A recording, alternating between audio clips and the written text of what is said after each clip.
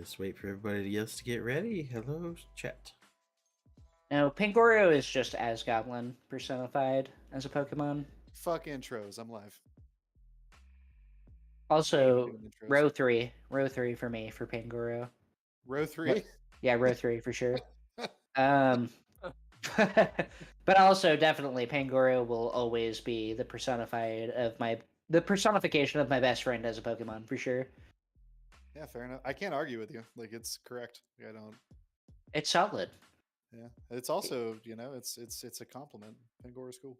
Pangoro is one of my favorite Pokemon. I genuinely wish that they would buff him up a little bit.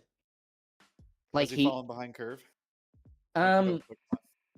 Like he's just slightly past mediocre, and he'll never be like he'll never be anything outside of niche because of how they have his stats. But I genuinely believe his HP should be a lot higher.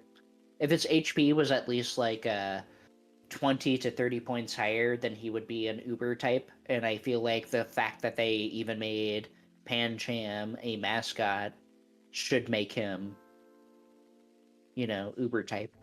Yeah. Right. I'm looking for Deckle. Did you fucking block me on Twitch? Unbelievable. That's it. I'm starting fake drama now. I blocked you? Deckle said that I smell weird. What are you talking about? That might be a fact, but he doesn't know. He's never smelt this man. I smell great. I'm gonna keep it up on my hygiene. That doesn't mean you don't smell weird, hygienic or not. Dude, straight up, actually, I'm gonna slightly out myself and Rose. So, like, we've all known, like, anybody knows, like, from within my circle, like, I've been hipster adjacent for like ever.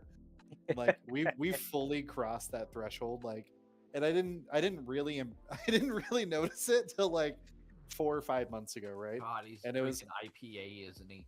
No. So I was brushing my I was brushing my teeth, right? And I looked up in the mirror and realized I'm wearing a beanie, right? But I'm wearing it. Well, I have a beard, right? I was wearing this beanie, like, I don't know how to put it. I was wearing it almost like a fucking emo kid. You know what I'm saying? Dude, he was wearing a beanie. Like, what more needs to be said here? Right. So I was wearing a beanie. I'm wearing a flannel jacket. I generally wear flannel anyways, or plaid. And then, like, I drink iced coffee. I woodwork. Do you have a mustache? I mean, I have a full beard. So yeah, there you go. Attached. Yeah, it's fully attached.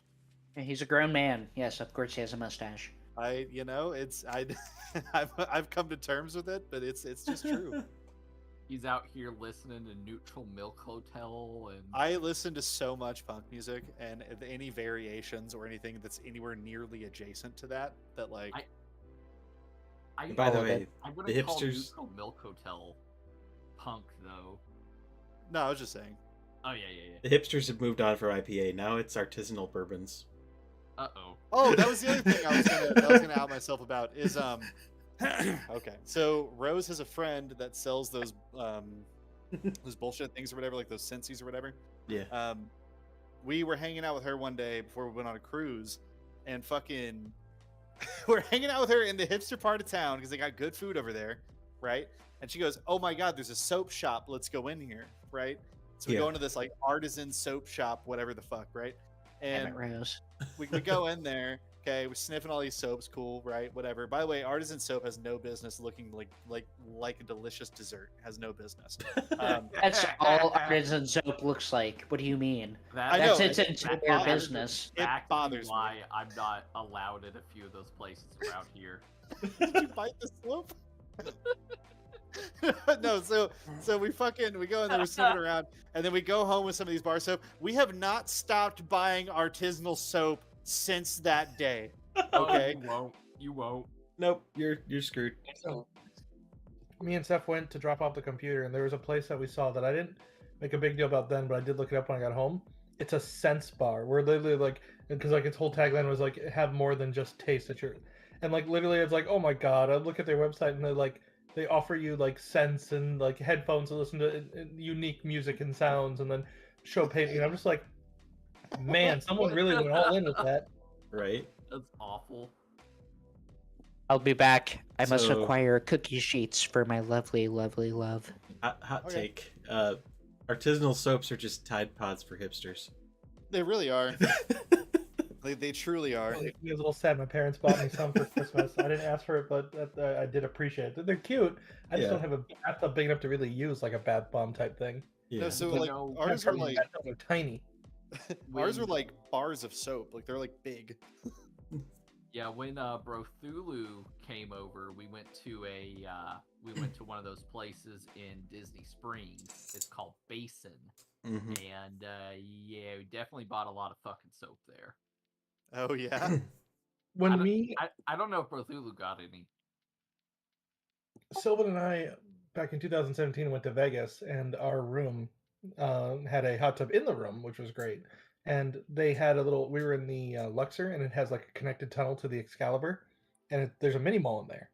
And they had a place that sold food-looking bath bombs, and I was buying a bunch of those and just using them in the hot tub, and just like, oh, this is the best. In the hot tub? Yeah, in the Yes. jacuzzi thing. Yeah, those things are bad for jacuzzis. Oh, yeah. Nah, it's okay. I mean, our concierge said we could. He's the one who suggested. Oh it, yeah. so- Well, he doesn't have to fix it. I mean, also, yeah, we were in like the top tier room and still only paid like $12 a night because it was such a good deal. It was awesome. Yeah. Hell yeah. But yeah, I had to out myself. But I'll be back in a second. Yep, Okay. yep. But yeah, I had to out myself a little bit because like I didn't really come to terms with the fact that I've grown from some weird music playing alt kid into a full blown hipster until like 4 or 5 months ago. I was brushing my teeth and was like, wow, this like lemon drop soap bar sure smells good. And I look up and I'm wearing a beanie and flannel. And I was like, oh god, Oh God. it's happened. Better go downstairs and craft myself a wooden spoon. Like, Play some 30 Seconds from Mars and yeah, truly. You have you not? I have, yeah. No, that's what I'm saying, Panda. We're talking about me coming to terms with the fact that I am, in fact, a hipster. Like, there's no way around it. Like, I listen to fucking, dude. I listen to everything under the sun, but like, I listen to so much like punk and fucking like post-hardcore and hardcore, as well as like, fuck, why am I spacing bluegrass and shit? Like, right. Bluegrass fucking slaps. bluegrass slaps hard. No way around it. We already knew this. Stop this, Panda. I'm grabbing coffee. I'll be right back. I got a bag of Sprout waffles. What's everyone else snacking on Stroop today? waffles. I just ate dinner. I had tacos. Mm. Oh, I fucking love Stroop waffles. Yeah. I like them when I get my hot coffee. I could just warm them up a little bit on the coffee.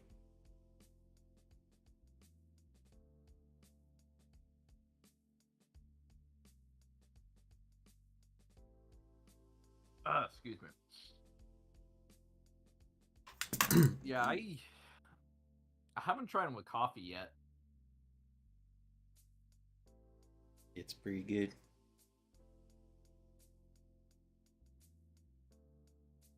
If you like take a mug of just fresh hot coffee and just put the Stroop waffle over top of it, it's perfect. It just like it's all gooey in the middle. That sounds so fucking good. My best friend is Dutch and from Holland, and Yeah. Every few months when he would go visit back home, he would always come back in the day with Stroop waffles, like kind of before they were sold. And, Mhm. oh my fucking god, those were like the best back in the day. But now I got them, like every time I go to the store, I'll get like a bag. But I'll still love them. Wonderful. Yeah, they sell them at like Micro Center here, so Micro Center. yeah. Just get them at the They grocery sell, store. like- Oh, they have them. They have them at your grocery store. Yeah. That would be the HEB. Yeah. Guys, guess what? So My girlfriend's making cookies. Oh yeah. I'm What so kind of excited. Mint chocolate chip. Okay. I know, right? I inspected the dough while I was out there because, I'm a fucking dickhead chef, and it's good. It's good shit. Expected. Nice. Nice. Yeah. I'm pretty excited.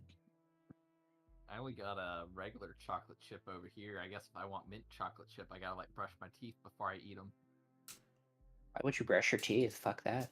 so I can get the mint. Yeah, I feel like that would take. Is your toothpaste not minty, or do you have that weird like basil-y toothpaste? Yeah, I mean it's minty, but like I only have regular chocolate chips, so if I want mint chocolate chip, then I gotta like brush Oh, my teeth I see. I see. before I eat them. I'm Wonderful. upset about the Pangorio Google image search. Don't do that with safe search off. Streamers, stream family, don't do it. It's not great. It really isn't. It's very disappointing. It should and will make you sad. I don't want to know. All right. Welcome back. Thank you. I saw you guys gave Ricky a bit of a recap for the last session. Did you? What? I mean, I was here last session. What are you Well, not talking last. about? Oh, wait, I'm looking at the wrong. Ignore me. Okay. Much love. That's my Mummy's Mask group, and for Koala. Oh, I'm so discombobulated on this thing. Oh, One of my favorite Magic cards. discombobulate. Discombobulate. Yep. Counter target spell. Target player draws 4 cards from the top of their library, if I remember correctly. It's funny because one of my friends is trying to balance a game mode for a board game that we were playing together, and I told him about Arch Enemy. I'm like, go look at Arch Enemy, and because he's trying to make a 1v4. I'm like, Arch Enemy does 1v4 very well. Oh, it's look at the top 4 cards of your library, then put them back in any order. Still, really fun card. Scry before there was Scry. Yep.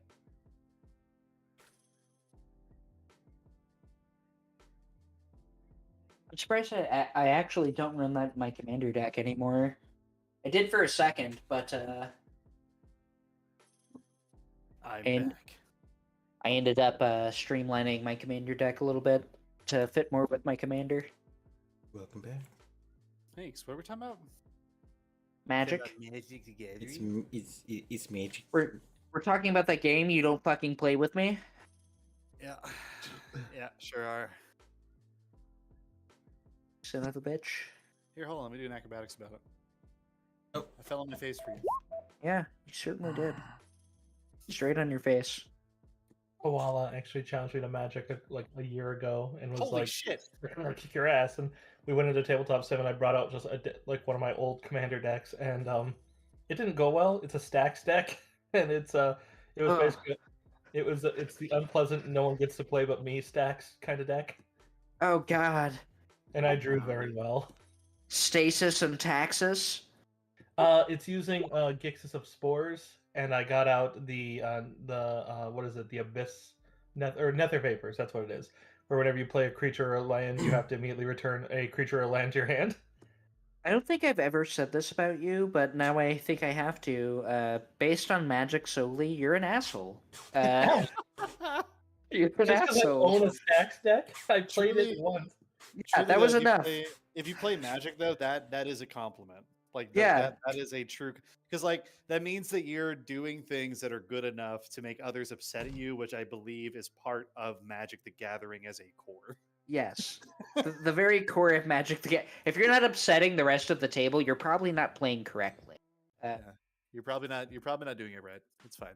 So you are an asshole, and I love you, regardless of that. One of my first utterly custom build decks was because someone on 4chan who was an actual Grand Prix judge who went in there and would give advice on 4chan's TG page, which is basically like Warhammer and Magic and tabletop. And it's when Commander was first getting traction publicly, and I was like, "What about Progenitus?" Like, that would never be a good commander. And for me, if you tell me that you can't do something, that ticks something in my head where I'm like, "Oh, you son of a!" Like, I'm gonna make So this. much same, absolute same. And so I made a Progenitus deck. should be banned, honestly.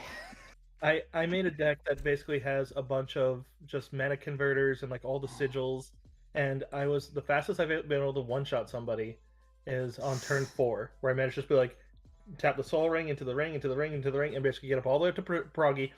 And I got him out on turn 3, and then turn 4 I dropped what is it, Safik the Many, I think their name is, and Yes. because it gives them double strike in Yep. 1/1. So then, oh look, 22 commander damage. You're out. You're less of an asshole than I thought. The fastest is turn 4. Like, personally. Like, like if personally the fastest is turn 4, then you're less of an asshole than I thought, because there's plenty of people who build their commander decks around turn 0 wins. Oh yeah, Those are yeah. You fun. can if you use like Time Vault and shit. But I played with people that you had to own the card. And, like my Stacks deck, I own all the cards for it. Like Nether Abyss. Well, not anymore. I sold Nether Abyss or whatever that one was because I sold most of my money cards. I only kept a couple of my favorite commander decks. I have a couple of mini cards from Kamigawa. Light Dragon. That was my favorite. I kept my Kalia deck, which has all my good dragons and demons, because Kalia is way too strong. Ellie is fucking awesome, actually. I love her. Black and white is my favorite combo, and adding red just made it nicer. Black, white, red is actually one of my favorite combos, but red and pretty much anything is my favorite. I mean, I like Mardu, the, Black Mardu Blue is great. Dimir. He said, "What, Stormy?" Black Blue Demir. Oh yeah. Hell yeah! So black, blue, black, blue. I had a black blue Una, what are they called? Eldrazi deck. That was really nice. Demir Eldrazi is a dick move, but also fucking awesome. Like, props. I feel like Yeah, it was basically because a lot of people are playing Eldrazi, and Una was the one way to get around Eldrazi, because it's like, oh no, you're Eldrazi, shuffle your graveyard back into your library. But guess what? Una don't give a fuck. Una don't give a shit, dude. No? Plus, if I manage to manage him above 100, I could just instantly kill anybody I want. Just be like, hey, you're all gonna mill, and that's your deck. Fuck Wizards of the Coast. Sorry for anybody streaming, but fuck Wizards. I think everybody feels the same way, but yeah. Yeah, we're on tabletop streaming, so we're kind of in that boat. I know, but we're not. We're playing on one of the venues that they're intending to shut down. I don't think our viewpoint's that hard to surmise. Yeah, fuck Wizards, dude. Like, after Magic 30, I was kind of done with them, but then with the whole D&D debacle, it's just... Man, you guys have made it incredibly difficult for me to support y'all. Like, I was already boycotting... Already turned in Bitum, and I'm like, oh, good for them. Like, Here's my thing, right? Like, I was already boycotting Magic the Gathering because, like, let me break this down for you. Phyrexia is my favorite. Same. Like, period. And they have this whole new Phyrexia set, and I will not purchase a single thing from it. Nothing. I love the new Ellis Norn. I love it so much, but I'm not gonna buy it. Anything post Magic 30, not buying. Wait, why? And then- I don't know what they did. So for Magic 30, the 30th anniversary of Magic the Gathering, they I know about re-released the Magic 30 stuff, but like, what happened with your favorite set? Technically my favorite set was well before Magic 30, but with Magic 30, I decided. I'm gonna preface. Okay, so with Magic 30, I decided I'm not gonna purchase anything from Wizards of the Coast, Magic the Gathering wise. I'm not even going to purchase anything post Magic 30 from non-Wizard sources. I will not. I'm just not going to until they get their shit together. Like, I still want to give them a shot, but as of right now, they get no money from me. None. Zero. I will not purchase anything post Magic 30 from Wizards of the Coast at all, regardless of the D&D situation. And then the D&D situation happened, and now currently in Magic, the new set is Phyrexia based, and there's a lot of dope cards in there. I'm not even gonna front about it. Dope. Fucking awesome Phyrexian base cards, even though I don't like toxic as a fucking keyword. It's toxic. It's just like they tried to nerf poison counters, and I don't think they did that because I don't think it's nerfable. To be quite frank. Like they tried to nerf poison counters, and then they made a bazillion toxic cards. Toxic is a keyword in Magic currently. We Yeah. should probably, we could go into greater depths with the magic stuff later. It's just we are about an hour after start time at this stage. Yep, it is 7 o'clock. Regardless, I will not buy anything from Wizards of the Coast. Fuck them. Okay, so last session we started the next book here. We're in the Reckoning of Wraiths, which is basically trying to get you guys off planet at this stage. The Empire has severely cracked down on security, as it sounds like from the report of one of your the Coruscant loyalists that are housing you. Not only do they have rough sketches and camera feeds and simulations of what they think you look like going off on the internet and on all the news channels that would be pretty readily seen, but you know that the checkpoints everywhere are active and all manned with stormtroopers and their sergeants, but they also have AT-ATs guarding everything that's not a registered merchant landing at its pad, so that to ensure nothing comes or goes, since they're trying to find the terrorists that destroyed a building. The loyalists themselves have you in an apartment complex that they control, that they basically pose as the tenants with some of it, and the rest they just simulate it being populated enough to stay away. They gave you access to their supplies, as well as they have some magnetized hidden storage closets that they have some more heavy gears, including a rocket launcher. And as such, then the Resurgence has contacted you and said that there is another of the Sarlacc project designers that is trying to escape the Empire's clutches and has put you in contact with their home. We ended the campaign with you going to a CD speeder shop and trying to get a speeder from a hut vendor there that was there, Hithrak, who sold you a bit of a junker. It's going to take some tender love and care, but you'll probably be able to at least fly around without too much impunity. Tender Levens, for those who know. Luckily, you do have skilled mechanics and computer users to maintain it, so it probably won't be a huge issue. And that's about it.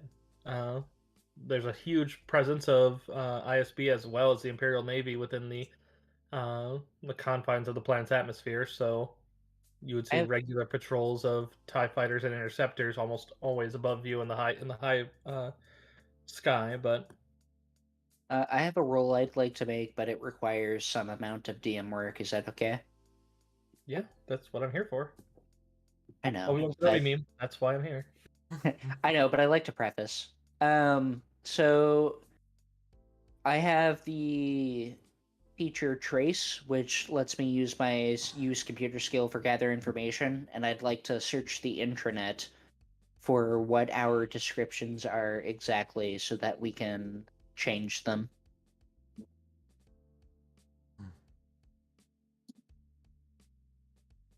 Is that acceptable?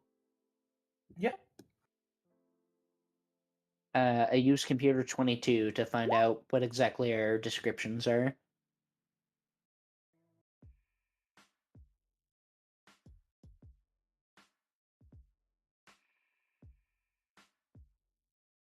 I just noticed Stormy's natural 20 acrobatics. Damn. Yeah, my boy did a backflip. Yeah, I got a dentist out here doing some ground tumbles. I would like to be inspired by his backflip. I say we have Noel and Ricky inside of a hut costume. We are not the race you are looking for. We're human. Because my computer is down and I wasn't certain if I was going to be run yesterday, Ark ran a mini game for my Sunday game, and we're 4 leshies. And when we got to the human town, we all jumped into a trench coat to get into town. That's fucking awesome.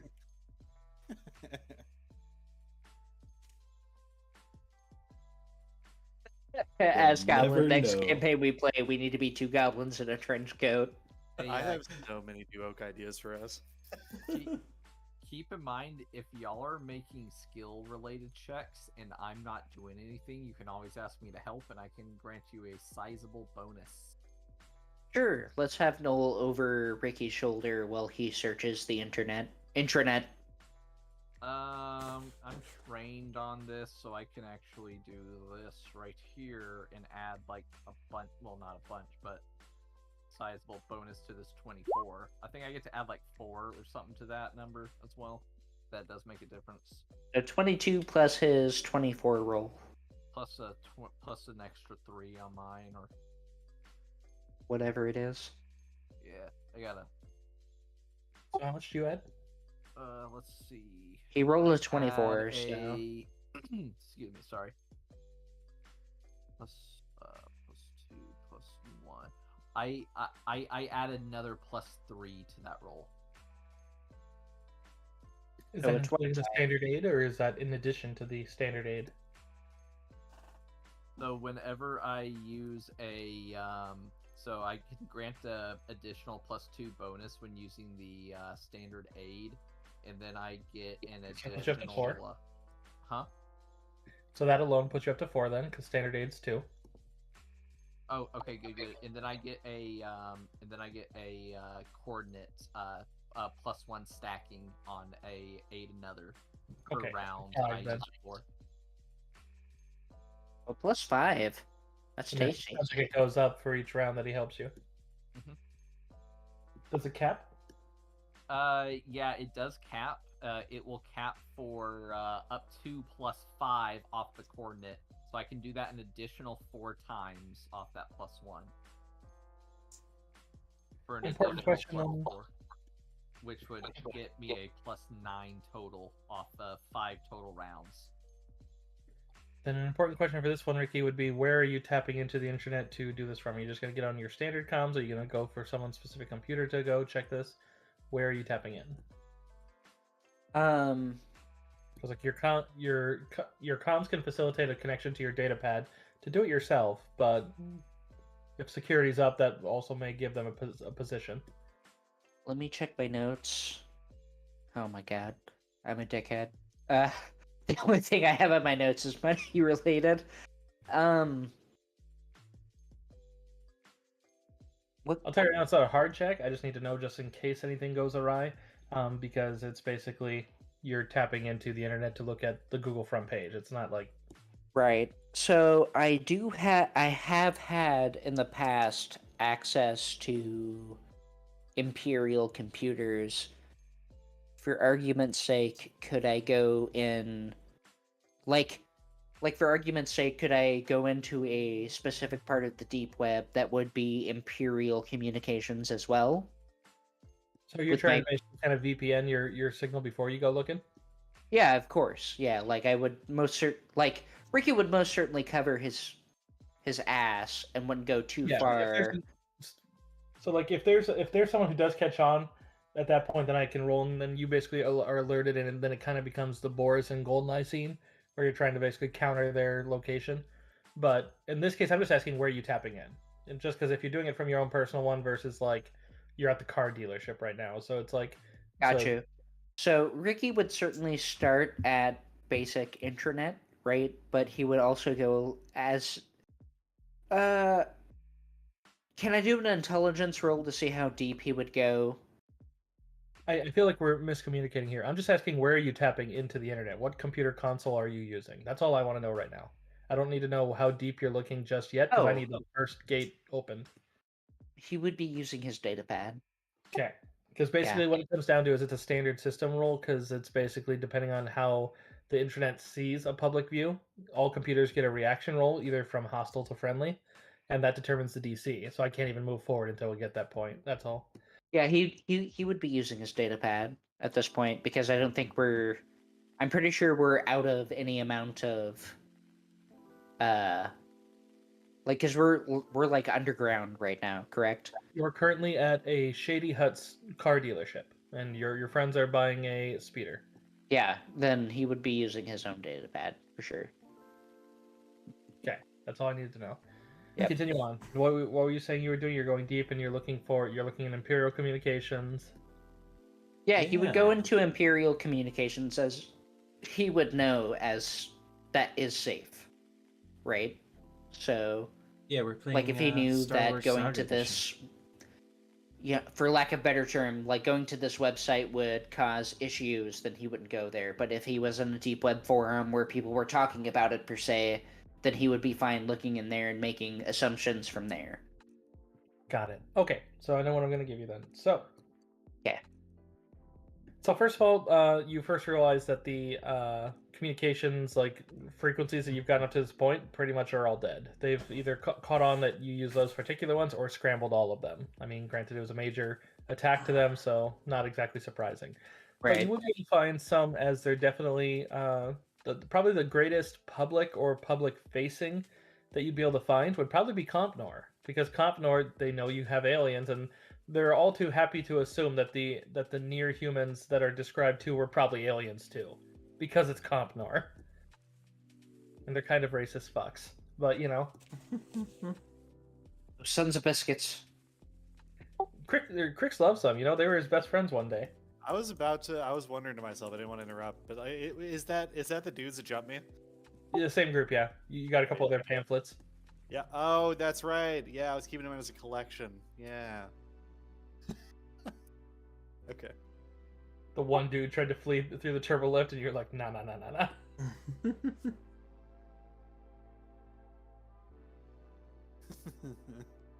I think Bro Lulu missed that session, so that's sad. Yeah, that was the same session that you guys temporarily turned Jordy McJoyface into Jessica Rabbit, but So good. That was the session I missed, and still upset. It was fun.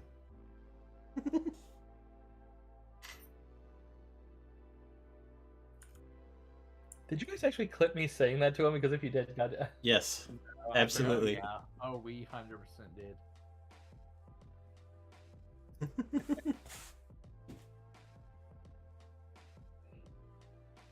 awkward. All right then. So, as far as descriptions, they definitely have some of Kresh.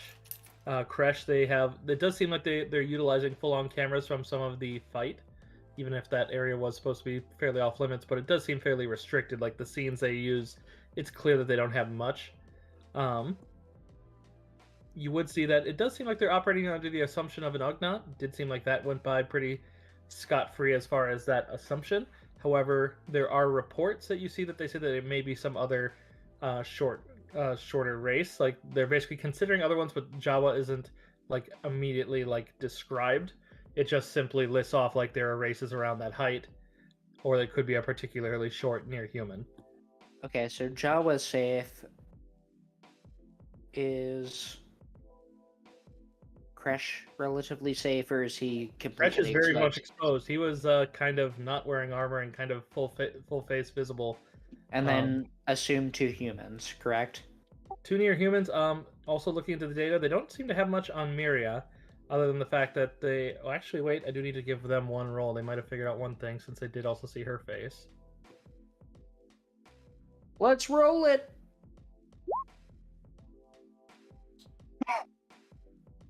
Important question that you'll probably know for sake of meta, but I do believe we kind of already established that part of your backstory. That were you registered with the Jedi temples? Like, were you an official Jedi, or are you more like Ahsoka? Yes, she would have been. Which then that means that you're in good company because you and Noel are identified by face and name.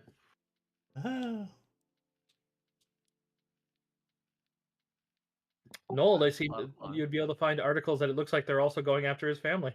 That they're also trying to figure out what exactly connections they have to this terrorist plot.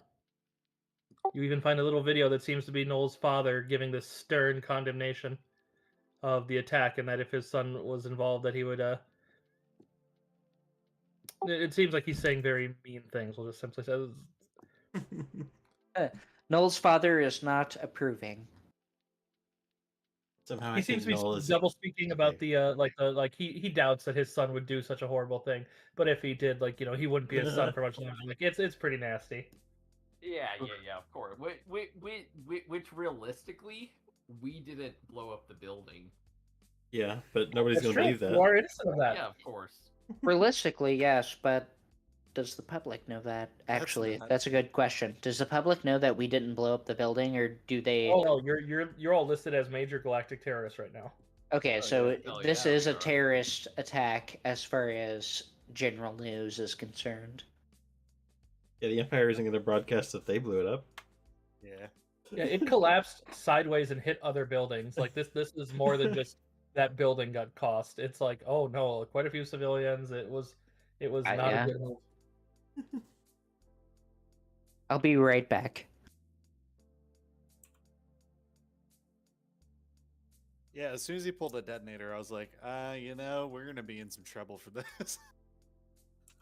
You know, we just came to service the elevator and fix some panels. You slashed our dentist. He was defending himself. Now you're gonna go all crazy, pop the detonator. Our dentist was literally sitting there, twiddling his thumb, minding his own business, and You were Wizard coordinating came in up and gameplay. You were stabbed telling him. people what to do. You were like, "Hey, do this," and like, yeah, yeah. you're like, he's like, "Oh look, that guy's in charge. I'm gonna go get him." And then you're like, "I was doing nothing." He's like, "You were literally giving orders." Damn. That here we were minding our own business, obviously, peacefully. You know what? I was really between saying what I said and then also be like, Daffy, call an ambulance, but not for me. Not for me. I was really torn on that one. It does seem like there's mention that they may be posing as Inquisitorius, because there is that mention there too, and that it does mention that they don't mention it by Inquisitorius. They mention it because they don't use that word, but they would put it as what is it? It is Imperial Intelligence. Yeah. Which is funny because I do have his lightsaber. But it looks like the Imperial Intelligence is also on the lookout and keeping stern tabs on where all their members are. Kind of giving, like, there's like little instructional videos for, like, asking for IDs or asking them to confirm, etc. Right. But they can't find that one ISB agent. Yeah, we ever get any closure on that? Whatever happened to old boy I tied to a table? Oh, I don't think we Huh? know. You don't see anything on the internet for him, at least not off this roll. You could go do searching for info on anything that happened in the dark, but that's like an entirely different, like, Nah, it's not that important. That was mostly It's- just me offhand being curious. That's all. That's definitely going to draw attention. Ooh, Deckle, you got new chatter. Yeah. someone's googling the name of the guy that we know the codes they used. I'm pretty sure that'll flag. Yeah. Yeah, it was mostly me just being curious. So When you type in that guy's name, it just like alarms sound around. You're like, ah. I see this is a problem. Type in the Google search Project Sarlacc. God, that would be so funny. I would just be like, no, like audible alarms, but you just know. Does anyone else hear like twin ion engines? When your group has collectively 8 intelligence. I mean, I've had my players do that kind of stuff in some campaigns. I think Deckel's been there where some people, because like I'll usually DM Deckel and just be like, did they just do that in character? God damn it! Now I have to actually do the mean thing. Yes. Really funny. Yes. Like I like playing Noel like he's a dumbass, but he has a 17 intelligence now. Yeah, stop that. I had a player that played a 14 intelligence barbarian and played him like he was like dropped on his head as a child. It was like, what? Also, what's your wisdom? That's a better question. Yeah, that's true. My Yeah, high wisdom int, low is wisdom a is usually like the professor from Flubber. Like you're smart, but you're not all there. It's a 13. Oh, you're good. He's wise enough to have battle tactics, but I think that's where it stops.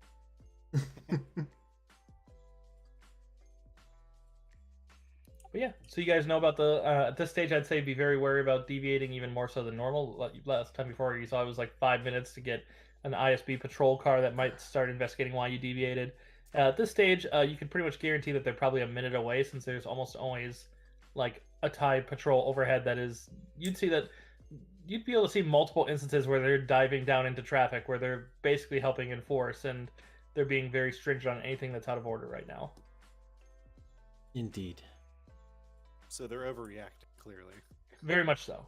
But it's also because like they know that it's worse than it is. Everyone else thinks terrorist attack, like, you know, something like that, where they're like, no, that was an attack on the Inquisitorius. So the Imperials are just like, and they honestly, like, you know, might believe that you were after all 3 command centers.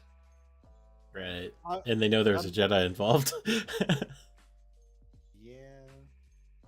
Yeah, that's also worth maybe considering, is you're on Coruscant and they know a Jedi was involved. There may be implications that you might be able to meta that, be wary. Yeah.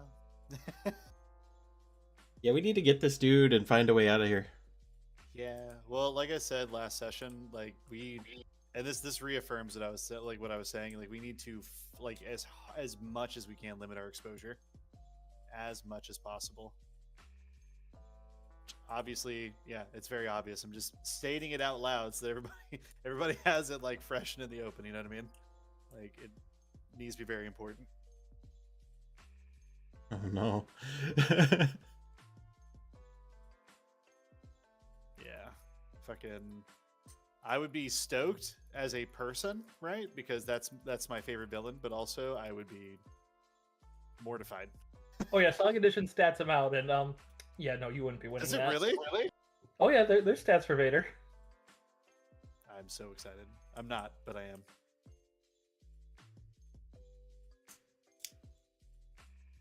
He'd be fucking skywalking on our grave.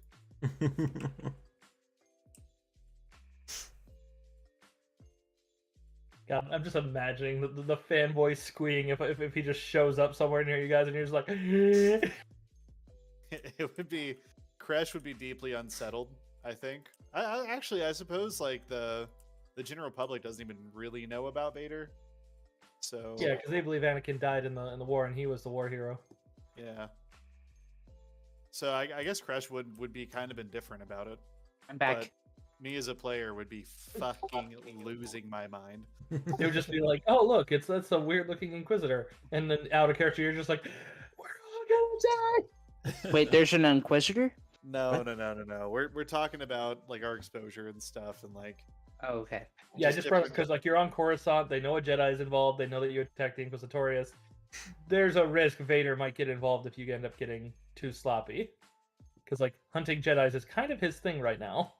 Yeah, our best bet is that he's out on Mustafar doing shit, or... he's like building a palace or hunting someone else. Not to be too meta, but isn't Vader dealing with one of Padme's fucking... In current canon, isn't Vader dealing with one of Padme's, not Padme's? I don't know what you mean. You would need the exact start date for that one. I mean, because otherwise we're also in the right stage for when Galen is also... He could be training Galen. Yeah.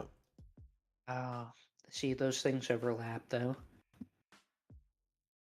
Yeah, but either way, like it, Also means gee. that Galen Starkiller could come for you, which would be bad because he is not restricted by the Force Unleashed books. He's dealing with Ochi of Bastoon. but it just reaffirms the whole like we should definitely limit our exposure like as much as possible because I mean, that's a goal regardless, right? Yeah, like I was saying them Hell earlier. for run. Like I was saying them earlier, like obviously that's obvious, right? I just wanted to state it out loud because that's so paramount. I don't want to deal with Daddy Skywalker right now. I don't know, how close are we to the beforehand of Alderaan's destruction? If we're gonna meta that hard, fuck. It's specifically not giving dates for that reason, so people don't know where precisely you are. Like, you don't even know the status of the Death Star yet. It's fair. That is fair, fucking A. We just know it's being built. Yeah, like Rogue One could have already happened. Maybe it's already, maybe it's not happened yet. So it's like, you don't know. Yeah. Maybe Luke is trying to get his fucking snacks back from some dude on the swamp planet. I shouldn't say you don't know. I'd say there's enough clues to know where you are in relation to Rogue One, that I've already given you. That if you put them together. And this campaign was made before Rogue One, so things should be semi-apparent.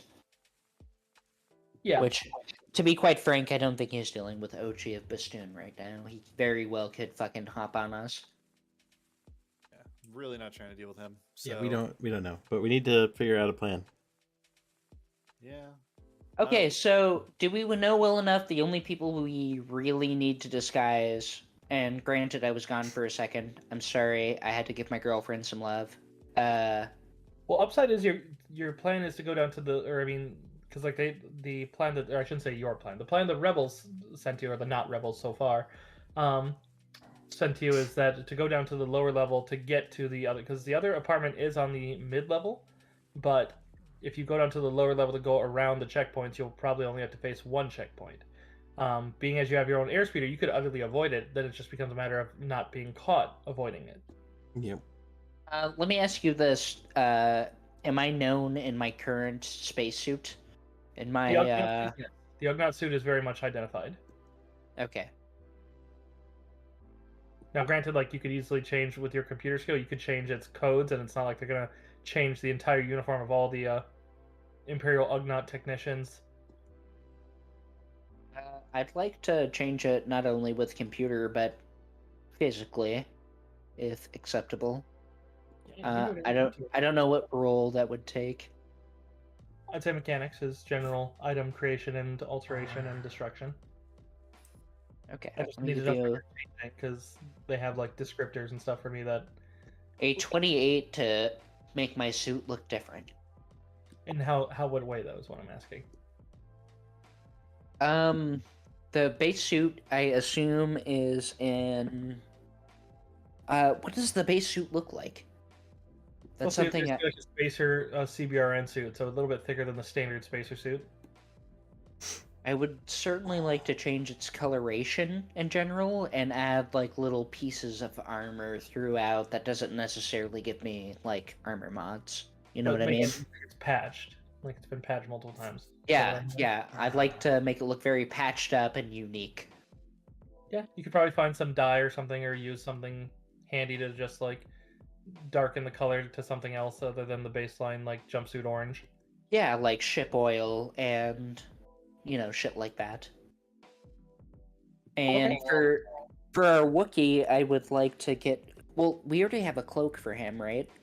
Yeah, it's a cloak and he's wearing his armor now too, so as long as they don't see that it's furred underneath, they might not make the connection. Clearly, we need to get a pair of clippers.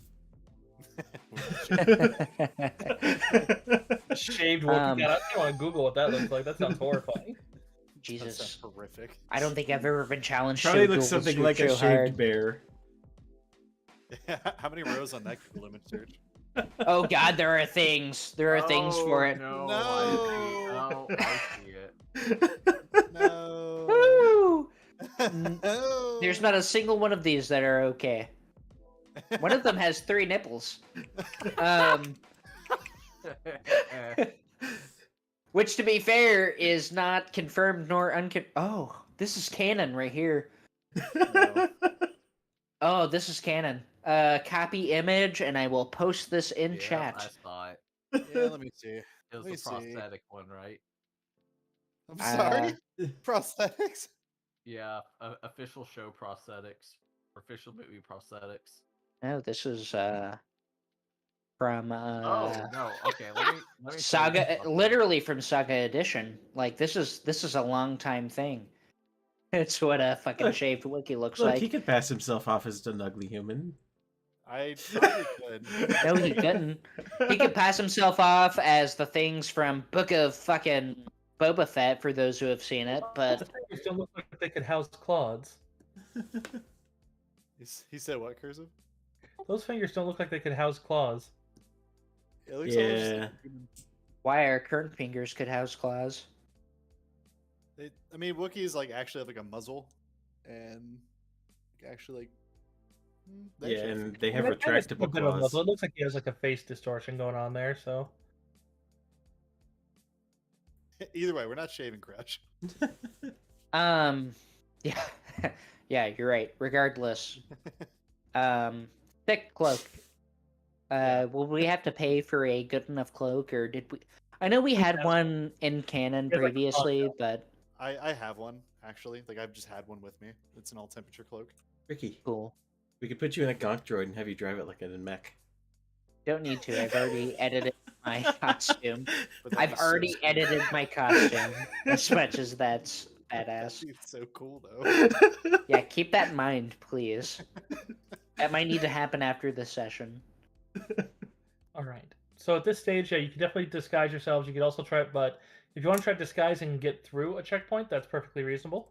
Otherwise, you could try to just avoid the checkpoints. Yeah, I mean, hopefully our skills are good enough to get around one checkpoint. Yeah, can I If you're use disguised computer? and you avoid a checkpoint, I mean, it may help you, but it's less likely because they're probably going to investigate pretty hardcore. Can if I they use catch you. Can I use computer to gather information to avoid checkpoints? The checkpoints are fairly public, and you also got the information from the Kaminoan because she gave you. So I don't know what other info you'd be looking for, but if there is something you're looking for, I could potentially facilitate that. But Then deception or something else to avoid checkpoints. yep, this one is a piloting one, so basically I would need a two-part roll, one from any of you in the party to either use deception or stealth, and then the other one's going to be piloting, and then they're going to bottleneck each other. So we're going to Oh, take them. okay. I am me give it- now focused in pilot, so I'll roll Nice. a pilot. Like So casual. stealth roll 30, pilot 17 for me, 27 from Stormy. Just to be clear, like we did buy this speeder specifically so we wouldn't have to go to checkpoints. Correct, Like, because like then we you can make definitely- your own flight paths and such. You still have to try to avoid them though, because it's like they're gonna notice you going from sector to sector.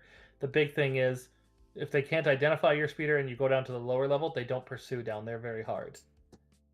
Okay.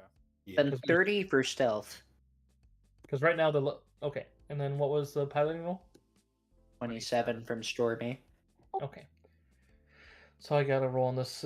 It's not a systems patrol crap, but systems patrol. But yeah, basically what it is the lower level. You in side news, you know that they're kind of. I use the reference of like like if you've seen like movies where like the jails like partying because they heard somebody escaped. That's kind of what the lower level's doing right now because that's where it's a lot of people that don't like the Imperials are, but that they're also not exactly friendly.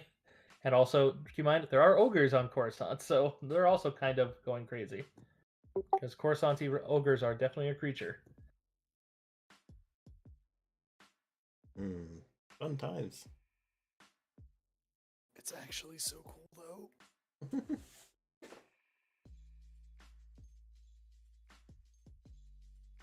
Okay, you don't seem to get anyone after you, and you don't seem to notice anything too terrible other than a couple lights of the standard traffic cams flashing at your pilot, basically alerting you that you're bypassing a flight plan. But other than that, doesn't seem like anything pursues you too hard as you basically rocket into the third level. And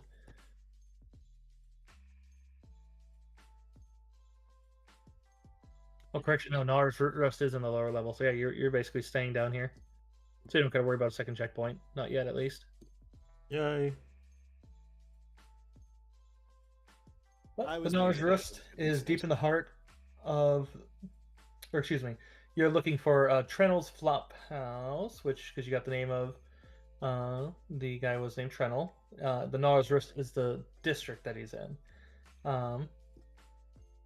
But it seems to be particularly foul smelling, even if you seal the outer vents for flight. It seems that even the few people you see around here don't seem to be particularly clean, but you do notice one thing: there is zero presence of Imperial law down here. There's no sense of even the probe droids down here. Ricky feels right at home.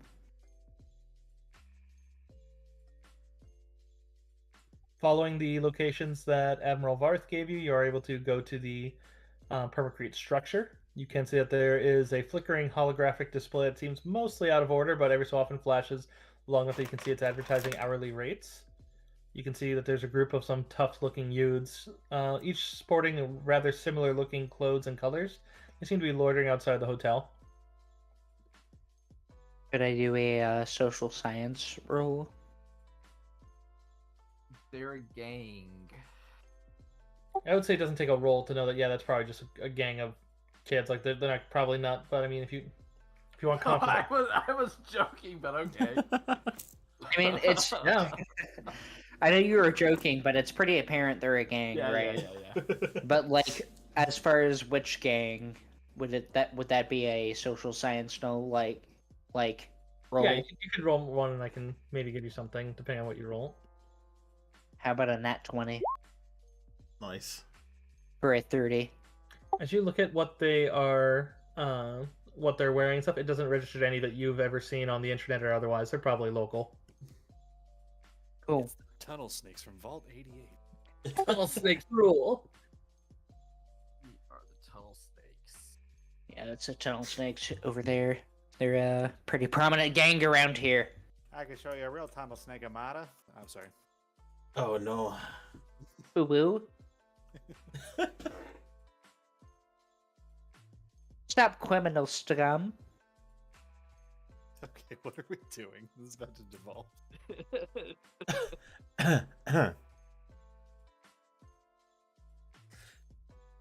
All right, so the place we're trying to go right now. It is the hotel in question they're outside of, but they seem to be outside of the door, so you may have to deal with them. Also, as soon as your airspeeder lands, you can see that a couple people start moving over and kind of looking a bit closer. One guy comes over and probably immediately starts trying to polish the outside, while another comes over and seems to have what looks like he's dragging a repulsor lifted spacer chest behind him. Looks like some sort of seedy merchant. With my social science roll, could I just throw a gang sign at them so that we can get past? I would probably ask for another diplomacy roll, but I'll certainly apply it as a boon from your knowledge roll. Even with the natural 20? Yeah, 'cause they're local, dude. If you go in there, and it's 7 kids, dude. That literally like it mentions to you that they're like no. We don't older know than you. 15. Like, I'm pretty sure if you had a gang of 10 kids online, like you're not gonna see their gang signs anywhere that the internet can find. Like I don't know where you would have learned this. That'd be deception or persuasion. Persuasion. Okay. But first, you got people right outside your door that may also be there. So let's work piece by piece before we jump ahead. So persuasion to throw a gang sign at these kids so that we can Okay, but they're get still- into okay, the those kids are still hotel. a block away, though. So let's not do that yet. I feel like I'm having a hard time okay. communicating with you tonight. Someone Sir- clip that. Uh, Persuasion to throw a gang sign at these kids. yeah, from a block away. Yeah, we're nowhere near them, bud. We got like some homeless guys coming up trying to wash our windows and shit. Dude, if gang signs didn't work a block away, then what's the point of gang signs? So they wouldn't have worked anyways. You don't even know who they are. You don't know that the internet's a very bright place. They weren't on there. I know about Bloods. I've never even been to the street to. Yeah, but the Bloods are huge. These are literally it literally tells me they're a group of 7 kids. This is Coruscant. That's exactly my point. I know about gangs in California I've never even seen. I guarantee you they're not numbering 7. They're outnumbering 7 for sure. This is like the 3 dudes from Burn Notice. Like, you know, like this is like you're not gonna know anything about that. Fuck, dude. Okay. All right. Yeah, one thing at a time. Let's deal with the hobos trying to wash our windows. Fair enough. Then let's make this a end time thing. All right. I'm clearly ahead of myself. Excuse As soon me. as you open the door, you can see as like the guy's opening up his spacer chest. Looks like it's got a variety of no real theme things, but you do see a couple things that look a little exotic for Coruscant. But the other one just keeps Exotic. scrubbing, doesn't even look at you. Just How exotic? Like, are we talking Major and Molly, or what? probably the most exotic thing you'd see is an atlatl, which is a Gungan weapon. It's basically made for launching. You do see that there is the glowing of blue in there that suggests he might actually have some energy balls, but an atlatl is basically like kind of like a little thing that they hold to basically let them throw them further. Kind of like what game is that? Racket? No, it's not racquetball. I can't think of the one where you basically have the little track ball and then it like shoots out further. Is this like the African development of spear throwing? Yes. Very similar, yes. And it also functions as a club. Oh, fucking A. No, I don't think Ricky would be that interested in that. He has a grenade launcher, Atlatl? right? Like, he'd be okay. Atlatl, maybe? Yeah, that's so what- for the record, for the record, the sport you're thinking of would be stickball, made by indigenous North American tribes, right? Where it's like an actual like handled stick that's made to throw a ball, and they would also use it as clubs to strike each other. Yes, I know of Ricky, what you speak. However, I feel like the more common term is literally the spear throwing device that Africans use. But exact same tech. Literally the exact same thing, just different people's using the same it's the thing. model. but it looks like he Yeah. has a couple different things. You'd see a couple different blaster pistols. They don't look terribly well customized, but it looks like there's just it's a stack of stuff. He doesn't. I mean, it's organized to a degree. Like you can see the handles of the pistols, but you'd have to probably have him like start showing off his full thing to really see what's beneath it. But he definitely just. It seems to be all weapons. Now, Mhm. Ricky knows he has the best of the best. We His- should probably get these peddlers away from us, actually. Yes. His You could try to His- intimidate. You could try to persuasion. Get them Probably away? after finishing, like 1/5 of your haul. The one washing comes over with his hand out. Is persuasion intimidation? Yeah, persuasion can be intimidation or not, because that's the one that Fresh uses for his intimidate. I only rolled a 16, but it was going to be one of those things where it's like, hey, we have better shit than that. We don't need you. Angry Jawa noises. You can always Yeah. have backups, you know. The vendor looks at you. I really am trying to keep Crash's head down, but I'll step out and intimidate this guy by just giving him a very mean look and a growl. Yeah, we have better things to do. Yeah, like my whole reaction is going to be like, bitch, please. Yeah, that's a 23 on an intimidate to assist Ricky with getting this guy away from us. Yeah, I would even rather be the opposite, where it's like 23 versus my 16 persuasion to assist. I would need to know it before you sat on the roll. So if you're gonna aid, you gotta say so. If you're gonna sit on the roll, then it's like can't do that after you find out your roll isn't good enough to pass. Yeah, Right, I'm not aiding that's- unless specifically asked to, or I am saying I'm aiding. Yeah, that's why I'm saying this now while we are rolling for it, because we have been given the opportunity to all roll for it. Okay. Sorry. Which specific roll do you Persuasion. make? Persuasion. I can do that. Okay. And what was my bonus? Initially a +5. Okay, that's a lot. Yeah, I'd like to aid that 33, with a bitch, please. That has the 5 added in for my +2, +2, and +1. So the +2 natural and the +3 that I get from my abilities. If you need to adjust that accordingly. Wait, isn't that the bonus that you give when you succeed? That doesn't add to your roll, does it? Yeah, that's why I'm saying, like, if you need to adjust that accordingly, please do so. So I added the +2 and the +1 for my abilities, and then I think So it's a 30? Well, because no, but Deckel's right. Those are the bonuses that you add when you're aiding another, so you don't add those to your own roll unless someone. sorry. Ricky's aiding me. So okay. I misunderstood. I thought I was aiding Ricky. No, we're all rolling right now for persuasion. Right. Got it. Okay, Even so- if you were so I aiding take back Ricky, it 5. wouldn't add to your roll though. Yeah, 10-4. So that's a 28. Got it. Okay. And they don't get even seem too terribly offended. As they just kind of like the one guy snaps his thing shut and walks off, and doesn't seem to be with the washer guys. He doesn't even seem to care about him, but the washer does kind of pull his hand back and kind of gives you guys a kind of wary look, and before grumbling and moving off, snatching up his little rag. He definitely left a smear across part of your. He didn't clean it. He made a smear. Stuff never cleans up. Like never once. It's a dirty rag. But yeah, otherwise you can see that you don't have much in the way between you and the hotel at this stage. Other than Utes. Yes, let's deal with the Utes. Just before we even get into that, like I'm going to be trying to keep Crash's head down as much as possible. So Yeah. if someone needs me to do something, tell me. Otherwise, I'm going to stay out of it unless I have to do something. You're good. Yeah, as you guys approach, you can see as they're kind of looking in your direction, they definitely look rather not literally hungry, but kind of hungrily, kind of like looking at you and your stuff. But at the same time, you'd see as like a couple of them just kind of give you the sort of kind of like head nod up as it's like they kind of just they don't seem like they're coming over to accost you. Good. Just smile and wave, boys.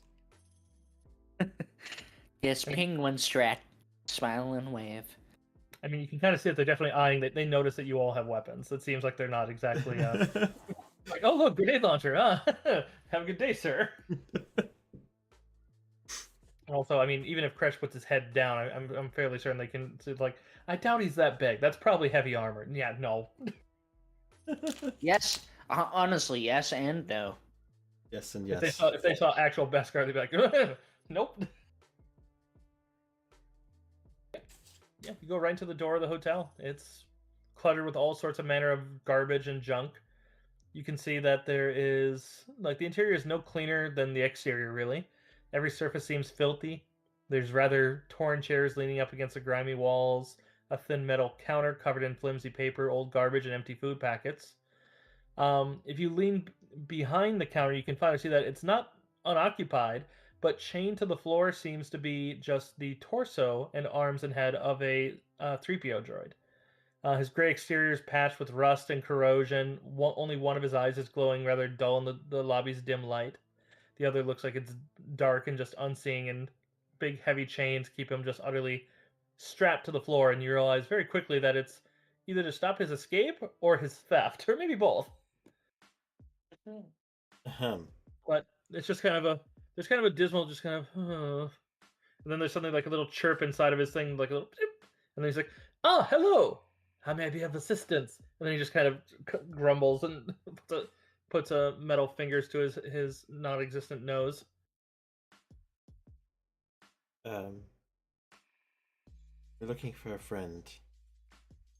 You have a description, right? Out of character. I mean, you have his name. All right. I will ask for the whereabouts of our person we're trying to find.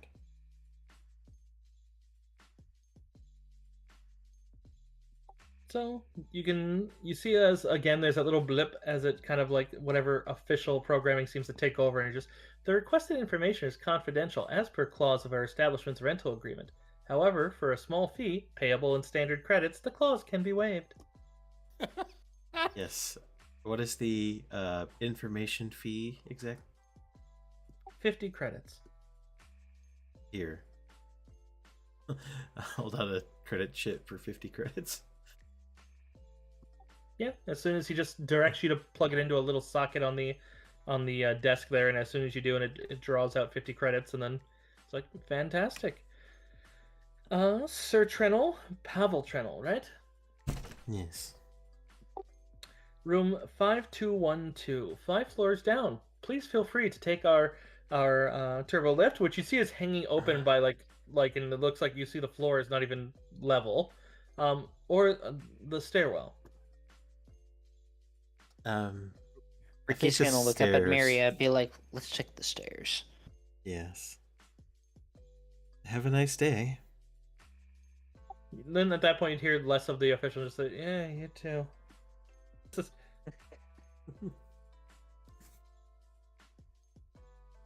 Yeah, there's no real downside to taking the stairwell other than it seems perpetually moist and almost utterly unlit. Moist. Moist.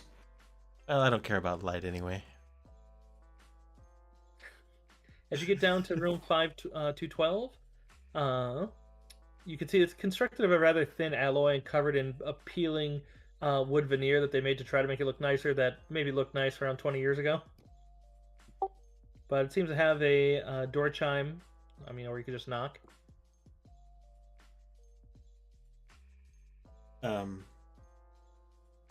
Right.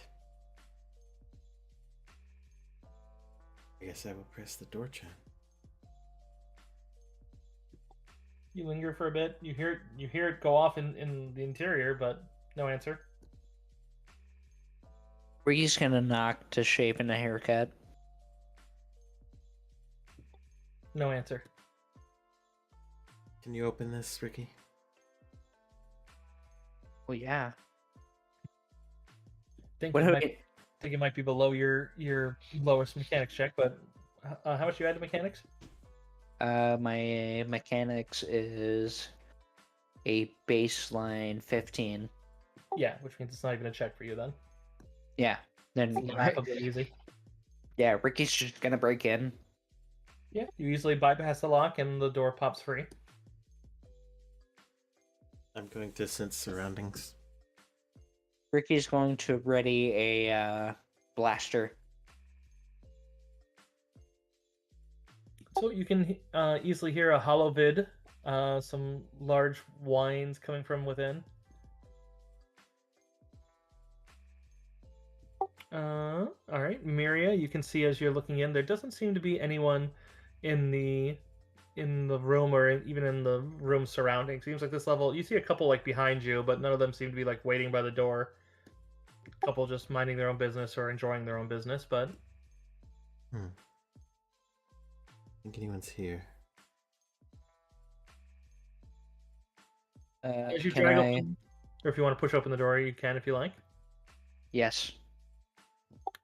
Inside, it's a rather poorly furnished hotel room. It's about 4 meters square. The carpet is very much fraying, the wallpaper very much peeling, and the adjoining refresher that smells very strongly of mildew and mold. There's a single holovid unit that is blaring out on almost max volume. It seems to be pod racing. It seems to be in a combination of Hutties and Basic at the same time. The bag is very much sagging from age and long use, but there's no one in it. But looking around, there is no one real present. You can give me another perception check here. This is for a particular one. Can Ricky state out loud in Huddies that we are not with the Imperials? Yeah, you can say it to the room. You have no Yep. good one. I would like to do that in addition to my persuasion roll, which is a crit fail of 14.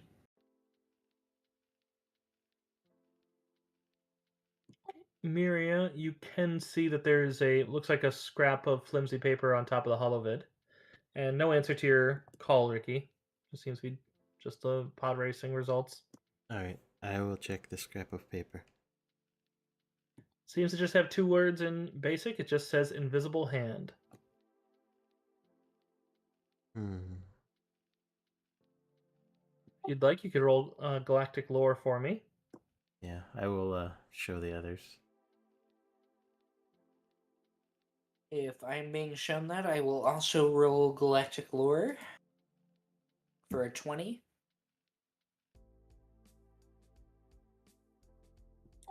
Miria and Ricky, you both would recognize that name. That name is rather famous, especially on Coruscant, as that was the name of the lead vessel on the raid to kidnap the Chancellor, now Emperor. It was the name of General Grievous's flagship during the Clone Wars. It was destroyed and had a spectacular crash down to Coruscant's airfield. Yeah. Yeah, that's about it. Do we know... They put it somewhere, like a museum or like a monument or something? Nothing off that roll. You might need to find someone who knows more about why that's being mentioned. Alright. Can I search the room or the entirety of the I don't know what to call it, like apartment, whatever it is. 20 to toss the apartment, pretty much. I'll tell you that, yeah, there doesn't seem to be anything else in here of note, but you could toss it and be certain of that. I trust you saying that there isn't anything of note, but I will go ahead and give it the roll. Would that be Take 20 a to your perception. perception? Yes. 19 for perception, but I trust you. You add 20 to it because it's you just taking the time to be thorough, which you can take 20 on anything where you couldn't feasibly fail without penalty. Huh, 39 then. Yeah. You are quite confident with your 39 that well, actually you add 11, so it'd be a 31. But still, yeah, you're confident that there's nothing of worth in here other than that piece of paper. Seems like it was rather intentionally left there for that purpose. And Okay. it mentioned the name of Grievia's ship during Clone Wars. Yeah, you know it's his one. You would know the classification of the ship offhand. I don't have the name of that cruiser, but I know it's a specific class of Separatist cruiser. And it was utterly severed in half in the battle. Could I search the intranet for that? You sure could. 24. You would be able to find that down here on the lower level, there is a cantina named the Invisible Hand. I will suggest Correct. the group that we go to that cantina. Very well.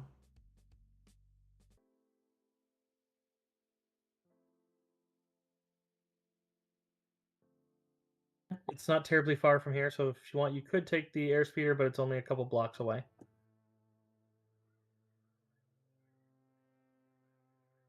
Take the airspeeder.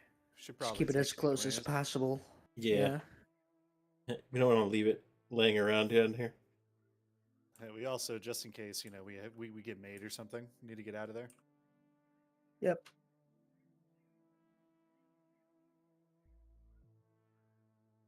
Let's ask Noel, high or low? Sorry, Nola's muted. Okay, that's embarrassing. Hi. That's why you were asked. Yeah, sorry, I was muted.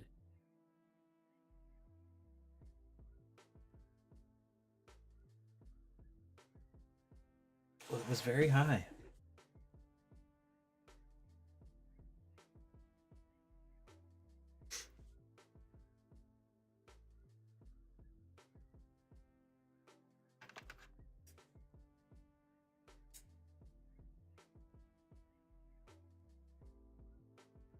I try to look up something about the...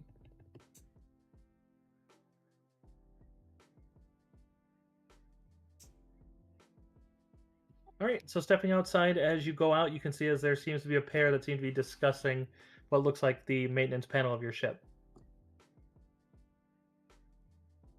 Ahem. Is there a problem? The moment they realize that you're walking up on them, they run away. They seem to have left on the hull of the ship. It looks like they had a fusion torch as well as a multi-tool. Looks like they hadn't opened it just yet, but looks like they may have been there to take parts. Good job rolling high. They were about to steal something that would have, I mean, with yours in bad repair, means that they could have probably gotten it open without any major issue.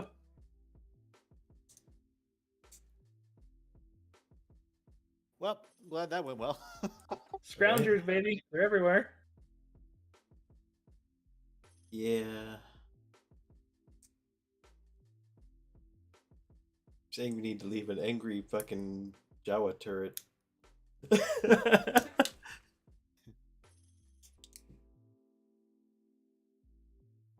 True. All right. Well, I guess we have a cantina to progress to. Yeah. All right, on your flight over to the cantina, I need a perception from everybody. Perceive. Not perceive me. 13 for me.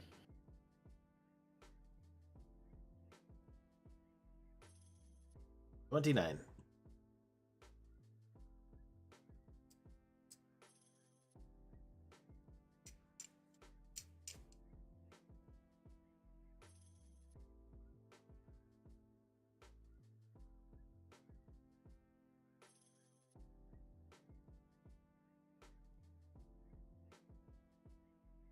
Don't like that. Yeah, so it's only a short, quick flight as you're going by. Oh, all right then. Oh, fuck. So as you guys are flying by and going at a pretty decent clip, there is suddenly a massive jerk as you guys are all kind of wedged into the smaller seats of this craft, and you'd see as there's this very large thing that has jumped down. None of you are able to spot it jumping off one of the higher structures base of the mid-level. And as it drops down, it seems to have a large club kind of held underneath its. Oh my god. And you'd see as it's jumped down upon you, because it's crit, I need an immediate pilot check from Noel. Yep. Give me 1 second. I need to go back and forth through my sheet on one monitor today. Oh, no fucking way. But it seems to be an amalgam of many different life forms. It's hard to tell where one. Crit Nat 22 20. with a 40. Nat 20, baby! Okay, so you managed to recover from the spin as this thing basically holds on and goes to try to grab the ship in that regard. But yes, to complete my thing, it's an amalgam of different life forms. It's hard to tell where one stops and the next starts. Has gangly limbs mixed with arms and legs that are too short, and then seems to have shaggy hair covering a lot of its thing, but then oozing skin where the no hair or where no hair is. Very broad mouth, crooked fangs, and loose skin. But this one possesses 2 massive horns. You see other ones are jumping down. Seems that you're being and you can give me a galactic lore, but I have a feeling that Crix knows it out of character. Can I?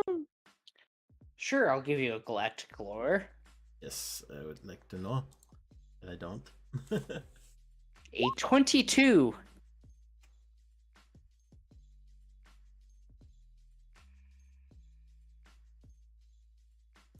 Should I roll? I feel like I should roll. I'm not trained in galactic lore, but I'll roll for it. Fuck it. Yeah, you can only still. How about a 10? How about a sweet 10 for Crush to know what I know? That's a monster. Okay, between Stormy's galactic lore, as far as Brothulu's life science, you'd be able to recognize these as mentioned, Coruscant ogres. Yes. They tend to hunt in packs. They're very large. They all vary in different body ones, but they tend to be obscenely strong, and they're like animals. But otherwise, they're just kind of ruled by instincts. But you would know that while they do hunt in packs, they are very much individual. They're all trying to get their own. For the higher one, I'd say Storm. You know that they move in a group, but they are very much individual. Anything that they get is that ogres, and like they tend to fight over it. I.e., they'll attack together, but they live alone.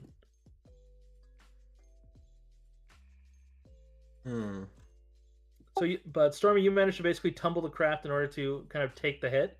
He still gets to deal his damage, and there may still be a damaged one there, so it is still going to be a crit as he goes in for a slam. Come on and slam, and welcome to the jam.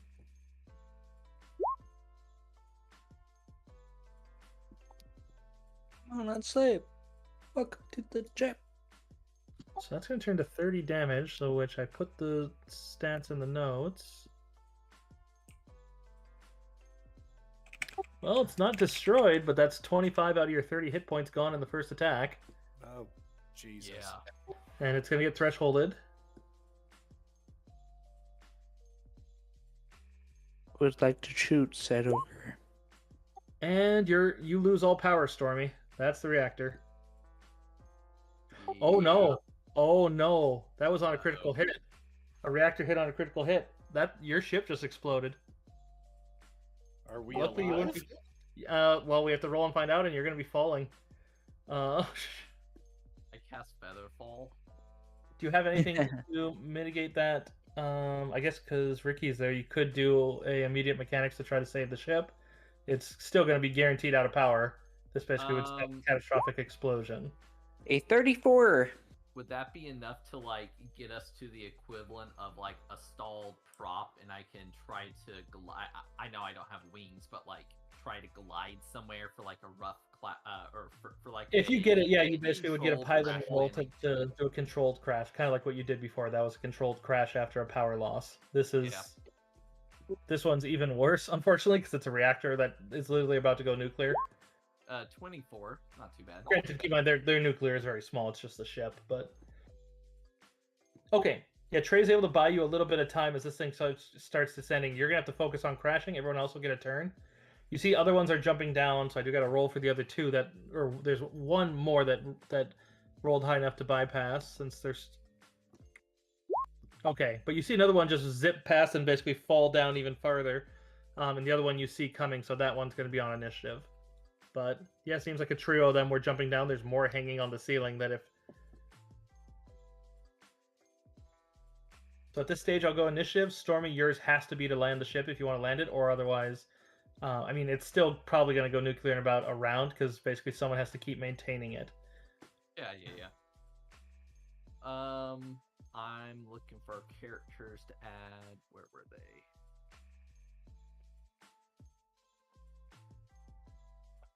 Guess I can't click my character. There we go.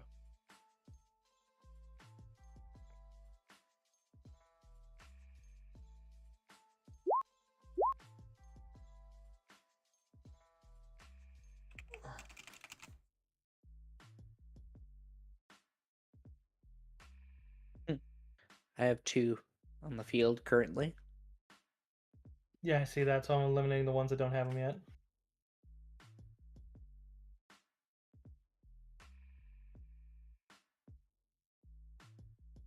Still need Miria and Crash. Oh, I forgot to select myself. I'm sorry. I'm trying to find my token.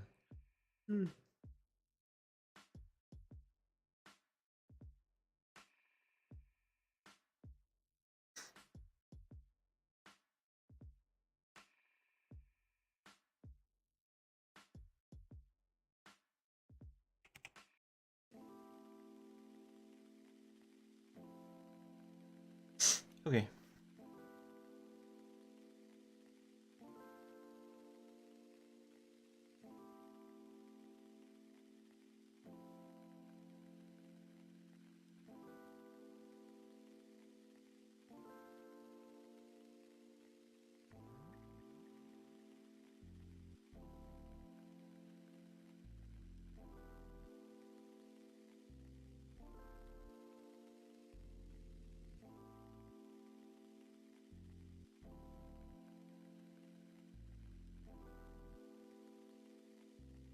Forgive me, some of the preps are a little slower now on this one, so I'm going as fast as I can.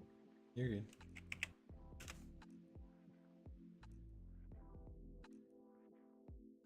Alright, so the one that you guys see is going to get a turn before you guys can act on him, because he did roll natural 20 on his initiative. Better that than another attack roll, though.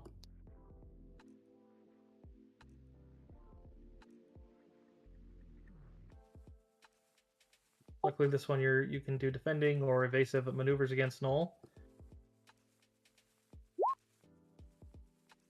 But that won't even hit your baseline airspeed or AC. So that one just flies by and you hear its claws scrape against it. You can see as he seems to have next to his head as he kind of like, we'll say he grips the ship momentarily and then falls off. You can see he looks like he has a droid head basically jammed into his shoulder as if he has 2 heads and he's using it as an intimidation tool.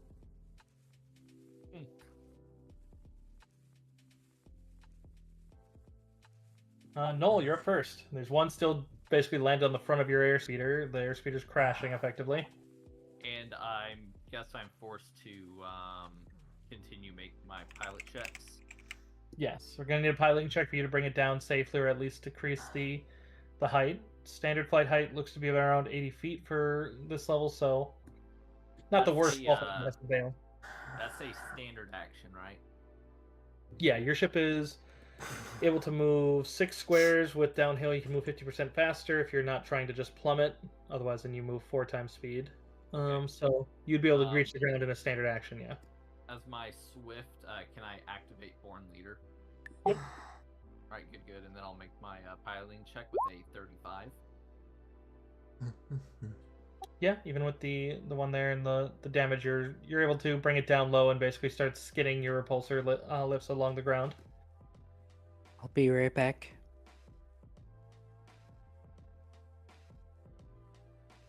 Anything further? That will be the end of my turn. Miria. Is this a enclosed airspeeder? No, this one had an open air. I think I posted a picture of it before. Oh no, it's the one I used the reference because it's the one that basically episode 3 Anakin uses it to go from his apartment to the Jedi Temple. So it basically is that little half circle looking one. Gotcha. Well, then, this guy that's standing on the speeder, how far away is he from me? He's hanging out from the front, so I mean, you just have to kind of lean forward and get him. I would say probably no more than a square. Okay. Well, then I'm going to lean forward and take a slice at him.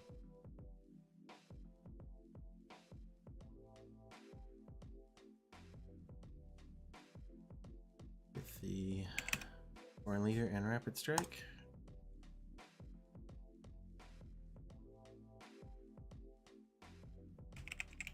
$19. Which does connect. All right, for 39 damage. Yeah, so thematically, as you're, if you go with that one that's hanging on to it, you slice off his arm, and he actually gets kind of road hauled underneath your speeder as it skids into the ground.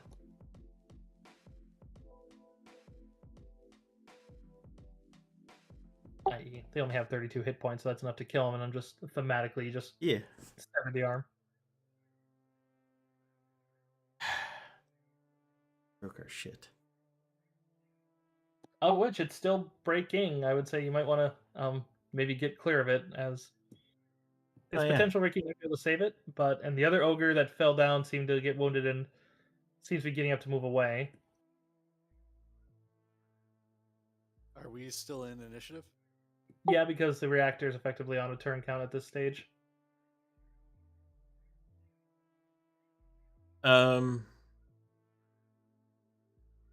Yeah, I guess I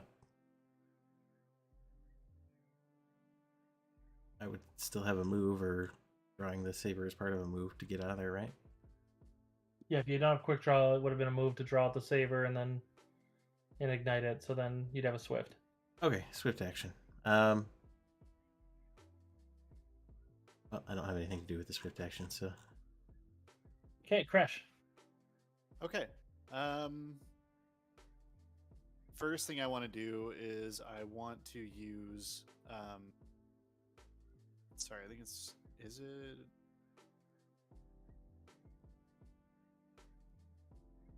Sorry. I will actually use. So sorry, I've not been able to use this ability yet. I just got this. I just saw it too. I was prepping my turn, trying to be a good player, and then I fucking lost the thing I was gonna do.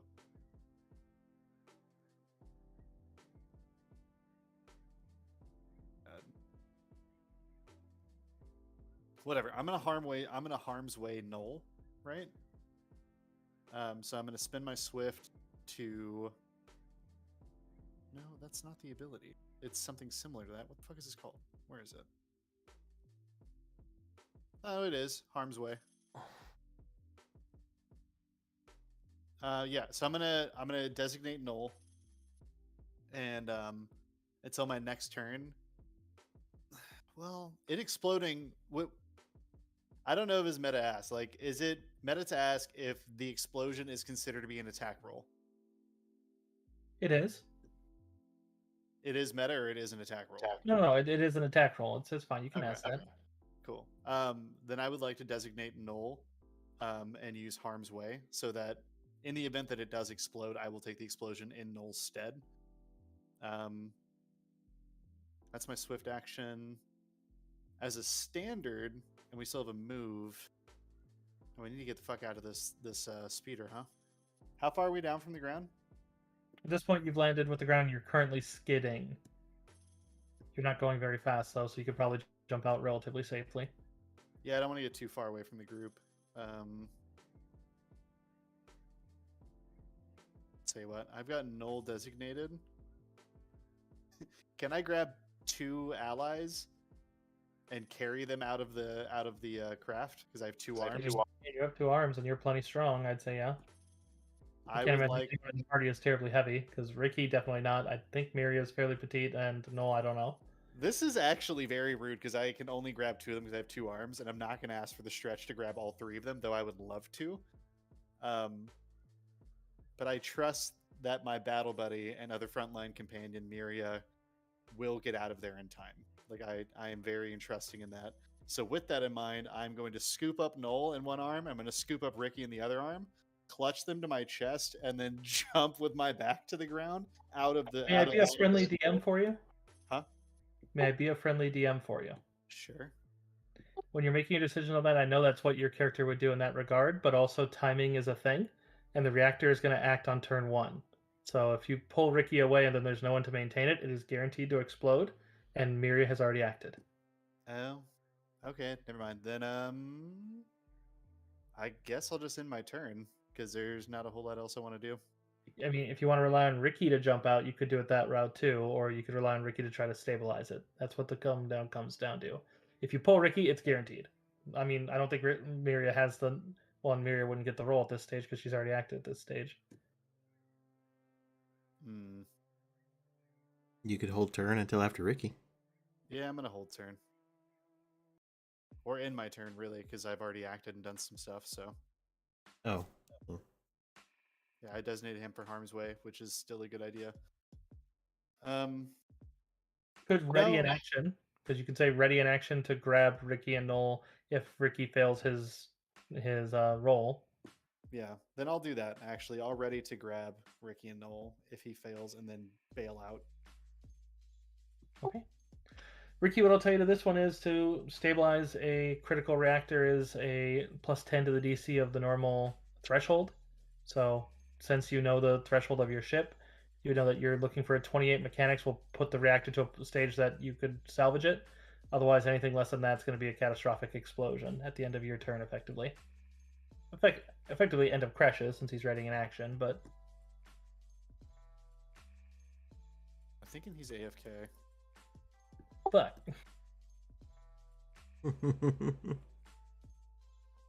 For the record, Dekel, I'm obviously not going to discuss this in great length, but I'm sorry. I'm very sorry.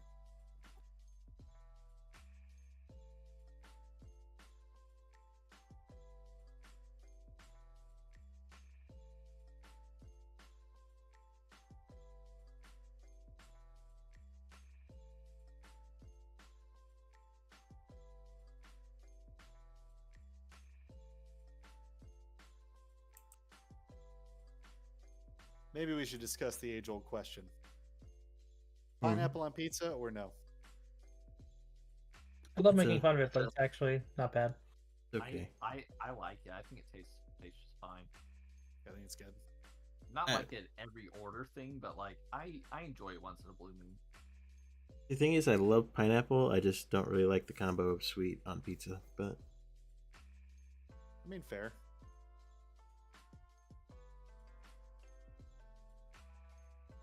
I feel like if it's done right, it's super good. yeah, But you know I what's think the it- worst? yeah. No, go ahead. I didn't mean to cut you off. I was gonna say it's better if it's like fresh pineapples. They got more of that tang. Yeah. I was gonna say the worst is like whenever you have like a sauce from wherever it is that's like particularly really sweet. And what I mean isn't that sweet sauce is bad. What I'm saying is like I don't know how to put it. It's like where the tomato sauce is like too sweet, you know? Yep. And then you have on top of that pineapple. Mm-hmm. Like I feel like that's never becomes a problem. Yeah, you got to have a good balance. Yeah.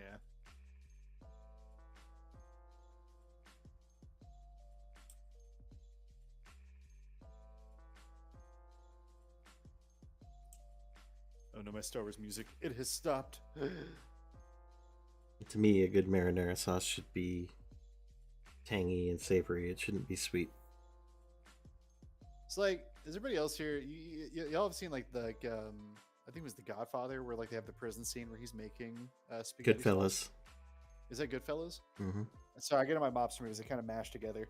But anyways, does anybody else notice how many onions he uses in that sauce? It's like 3 whole ass. He over onions the shit out of that sauce. It's pretty crazy. I mean, onions can be pretty good, especially if you brown them up. Oh, for sure. I'm not dogging it. I'm just saying like he uses so many of them. Like Yeah. yeah, onions are called for. It's just so many.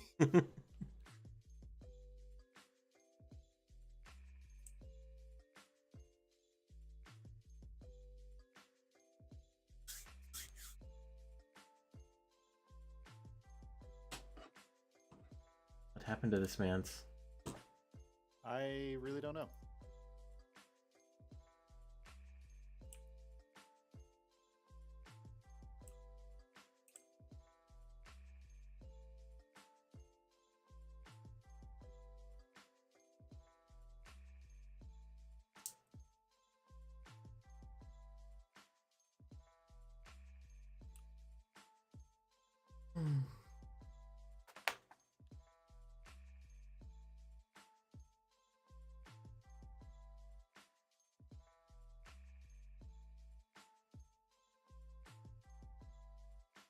Waiting on Brothulu, right? Yep. Okay, just making sure. Yep. Yeah, because I post in group chat. I'm like, hey, sorry, my boss is like texting and calling and emailing me and shit. So I'm like been jumping on and off. I was like making sure we're not waiting on me, and I'm just sitting here thinking we're waiting on someone else. No, you're fine. That is 100% happened before with me. Yeah, that is one of my nightmares. That has absolutely happened to me. Oh my gosh! So I've been selling another music pack on Etsy, and it's literally just like chords, just like nice little ambient chords, just for people to play, just to get some background noise if they don't want to have like any abrasive drums or anything. And I sell a 5 second chord loop on just a stick. Like literally, I went on my keyboard and played a chord, and I did that like on a bunch of different sounds off my keyboard and put it into a pack and sold it. And it's one of the chords is hitting copyright. Is that one you were talking to me about? No. This is a different one. I'm not sweating it out, anymore because I like listen to the actual song in question. I'm like, yeah, he has like a 2-second section where he's like playing a piano chord, and it's like the same chord that I use, but it's just like a piano. Can't really do too much with that, so I'm gonna message this guy and be like, hey, what's up? Yeah, but nothing happened with that other kid, like with the other music I made. Like, so he issued a letter saying that his music could be used. I'm like, yeah, that's great, but like, it's not your music. Not your music. Like, I really appreciate it, buddy. You're trying to be helpful, but this is my favorite thing about this whole debacle is like, see, you follow. I'm not trying to. By all means, stop me now. Like before I'm not going to go into detail about like the steps you took. I was going to say that you actually contacted the people that you needed to contact. Yeah. Yeah. So I was like, you contact the people you're supposed to contact, and they're like, "Oh, could you just not play it?" Yeah. You're like, it's mine. What are you talking about? Said not to do it. I was like, what? It's yours. You fucking made it. What do you mean? I was like, okay. Oh, sorry about that. What's going on with Cursive? He's using the restroom. Oh yeah, fair. Oh, okay. Yeah, no, like I ended up contacting the record label first, and they were just like, yeah, just don't use it. So then I copied the artist, and I was so ticked off from that. I'm like, listen here, you fucking musical artist. And then later on, I'm like, yo, dude, I'm sorry. Like, I realize it's not your fault. I was angry, and he's just like, yeah, some shit's going on. It's definitely an issue. And he like wrote me that letter. I'm like, thanks, but like, not what I need, man. Yeah, it's not yours. Like, it's just not yours, like it's not your property. So that's like, I don't give, you don't give me permission to go into my house. You know what I mean? Like, it's not, that's not the issue, my guy. Mm-hmm. But that may be the only thing that fucking YouTube would accept. It's just very funny to me. Like, it's frustrating, and it's very annoying that's even like a thing, right? But oh my god. Yep. Yeah, it was definitely interesting, but like this new one is like, yeah, I can see why it's triggering copyright, because what's the chance that one chord in A minor is going to trigger for any of the millions of songs out there? Like, sure, there's gonna be a million songs out there that uses like an A minor chord progression on a piano. So right, yeah, it's like go figure that it's Keep coming. that's triggering. Yeah. So this person messaged me. They're like, "Hey, can I just like get a refund?" I'm like, "Yeah, sure. You know what? $1.99, sure." I mean, I feel like it's I mean, it's not your fault, but yeah, it's fair. I mean, it's annoying. Yeah, I even told them, I'm like, hey, like you can literally just refute it. Here's my files that show my recording work. Here's my piano. Like, sorry, don't know what to tell you, but like otherwise, like you can just refute the copyright notice. But I'm more than happy to give you a refund. Out of convenience, and I'll let you know what Twitch says. Shitty. It's so wild. The sad thing is, like, I think it was like a year or two ago. It didn't pass. There was a bill that would allow creators to force like false claims into small claims court, Yeah. where they couldn't like force you to shell out for a lawyer and shit. And you just go and like, these guys fucked up. Give me my money.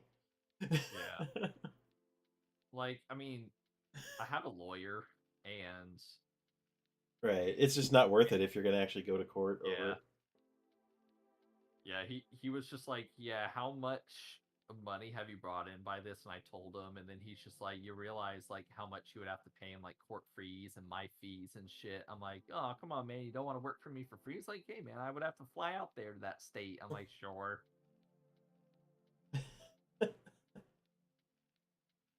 Yeah, even my lawyer told me to let it go or just try to solve it, diplomatically. So I was like, yeah, whatever. So I Yeah. messaged him, and we eventually landed on him, the artist, messaging the label and trying to get through that way, because apparently on their own fucking website is a request form you can send for content creators that you just fill out to greenlight songs, and I'm like, how come he didn't talk to me about this? And then he was just like, oh yeah, that was on our contract and stuff. If we wanted to like greenlight for like Twitch and YouTube, we could fill out that form. I'm like, could you do it, man? Again, not his property. Yeah. It's fucking annoying. Mm-hmm. It just seems like the easiest way at this point. Which No, I'm with you. It's It's just like, it's so frustrating. it just feels like I'm admitting defeat. Well, I mean, it's genuinely not worth the hassle. Like it just isn't. Mm-hmm. But I mean, it Yeah. just sucks. And Like I'm just annoyed for you. You know what I mean? Yeah, and I'm making more money selling stupid Do we have him back goofy yet? hats on Etsy now. He's not back yet. I messaged him. I don't know where he's at. And, Sorry, I didn't mean to interrupt. I apologize. No, you're all good. fine. And I make more money selling those stupid VTuber hats on Etsy now than music anyway, so I may just go full over.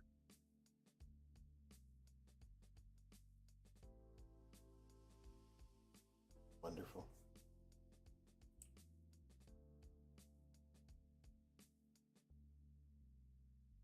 Or streaming chat, wish me luck. I'm trying to hatch more Magikarp shinies. Or a Magikarp shiny, not just more. I was about to say, you already caught one? I managed to breed one shiny so far for one that I need, and I made a Florges shiny with white flowers, and she's gorgeous, and her EVs are perfect, her IVs are perfect, and she is amazing at supporting terror raids. Okay. Because I made her to be a cleric, and she is wonderful. So now I'm trying to make I want to make a Gyarados that's shiny, that's going to have a high defense. I'm going to kind of raise his special defense, and then I'm going to give him an assault vest, and then give him the ground terror type, because then he'll be amazing against electric, and have no major weaknesses. I don't know anything about Pokemon, but you're gonna put a Gyarados in a bulletproof vest? Yes, it's an item that basically increases your special defense by 50%, but then also you can't use non-damaging moves, and Gyarados only learns damaging moves, apart from Dragon Dance. Oh hell yeah!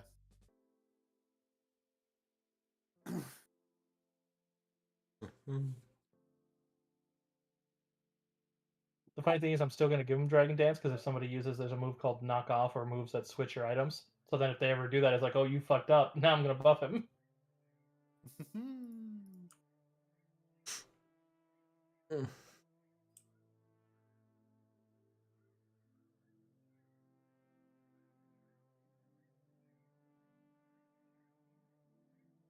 But I kind of bred 3 boxes worth of eggs, and I was hatching them before we started. So now I'm just like, all right, while we wait, I'll just hatch more eggs. Right. So are we all down with like a little bit like a bit of mildly shameless plugging about old Stormy here? Uh-oh. Yeah, plug the hell out of it. Stormy's awesome. Oh shit! Hey Stormy, what's that? Oh, you're planning a debut? I am planning a debut. Oh wow, this is the first I've heard of it. Oh no, yeah, this is like the first I've talked about it either. Oh boy. wow. What a spontaneous and natural conversation we're having here. Wow, Fellow wow. streamers. Yes. How do you do, fellow streamers? Yeah. Why don't you tell us about that, my fellow streamer Stormy? Yeah, so for one of the redeems for the subathon tier, my good friend Associate Goblin told me that I should 100% get a tattoo on my body. Yeah, that's a It's great all plan. his idea. Yeah, that's a great plan and that I fully endorse. No, but in all seriousness, I have my model rigged. I have my rig set up. I got my stream deck. I got everything ready to go. I did a little test stream off my PNG tuber. Everything was great. Had good audience interaction. Got some subscriptions during that and some nice follows. So figured that I can keep an audience pretty well, pretty engaged. So I figured that like, hey, why don't I do a debut? But the problem is, I need to do some more PNG tuber streams first. I do have a monetized stream, but I need to get it to that point where I can actually have a full audience to debut to. So for the next few weeks, I will be building said audience and then going straight into a debut from there. Very nice. I mean, sounds like a great plan that I've never heard of before.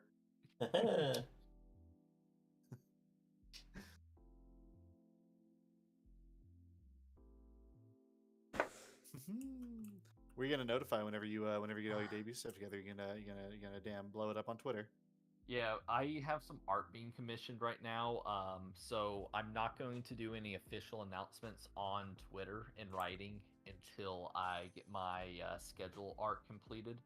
Along with, I'm also commissioning Mars right now to do a standard model debut retweet to see the rest of my guy, that whole thing, and just some general announcement stuff.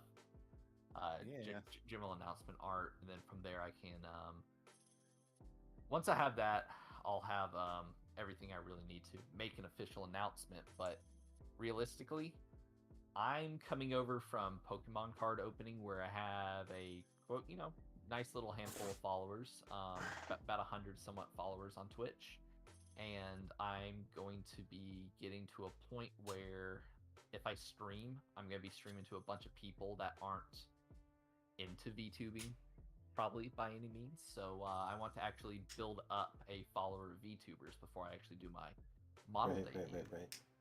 So I'm not like, oh, hey, Pokemon Carl 57, check out this model that you don't care about.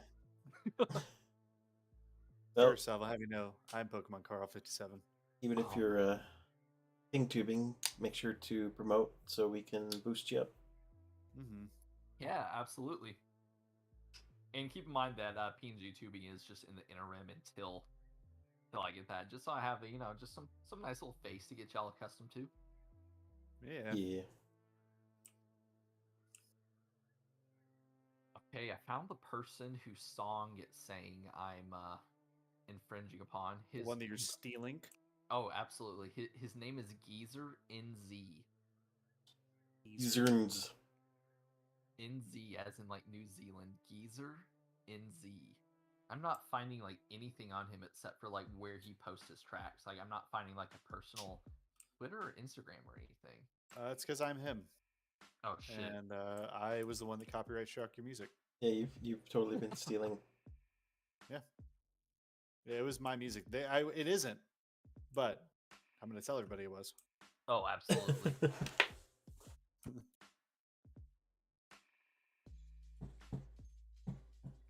You know what? That would be a pretty shitty thing to do, like with with all Yeah. like with like all the hundreds of people that probably use my sound packs. It should just like put all those sounds on YouTube and just copyright claim everyone using my sounds and Oh my sounds God. and just like get all the ad rev that they get. That would be very Nintendo of you, to be honest.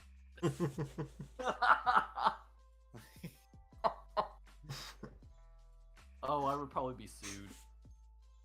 Did you ever see that post Nintendo did where they were like, "Hey, let us know your favorite Legend of Zelda song like in this post," and then And then they they like copyright every single one. yeah. So they had people like post like their favorite song. And of course, people are posting just random, YouTube channels that just have the music posted up there, right? Because they're humans, and they posted. Nintendo went through and copyright struck every single channel in that post. Wow. Every single one of them. Like absolute savages.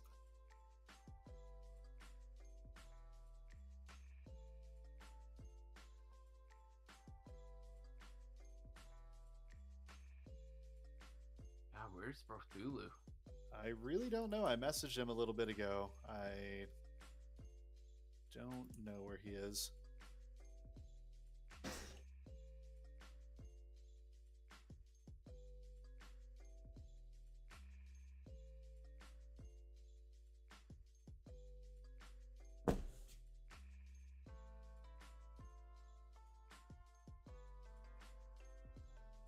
So, what y'all think about my character for World of Morn, Pinchy the Clown? I am horrified. Good. I'm here for it. I had to message Koala. I'm like, hey, so like if I play like a roleplay character and have like, some good combat utility, but like more roleplay utility, would you like adjust the encounters accordingly? And he's just like, oh, absolutely. And then I was like, ... good, and then sent them a picture. He's like, I'm adjusting the encounter so the rocks are right over your head. Every encounter, it's weird. Stormy nearly dies. Crazy.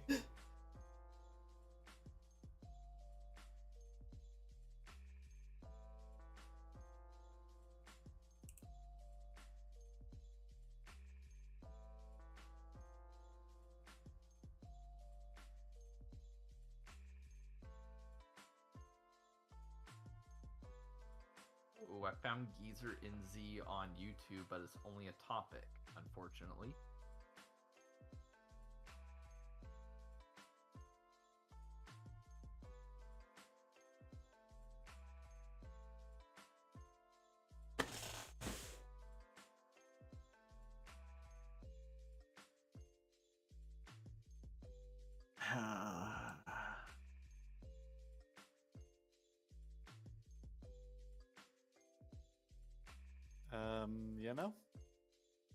There's no way for us to just like move on without him, huh?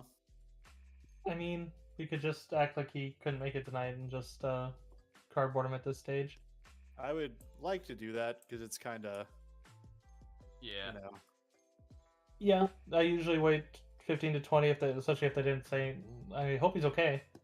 Yeah. I think he's fine. I don't really want to out my best friend too much. I think he's hanging out with this girl though. I think something came up, like not like. I don't think anything bad came up. I think he, stepped away for a minute, and the minute took a bit longer than it should. Okay.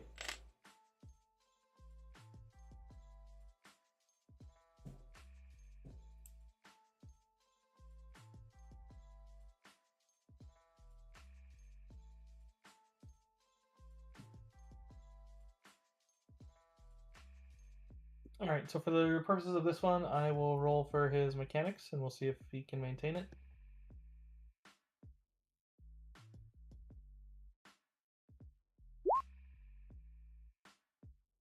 Oh.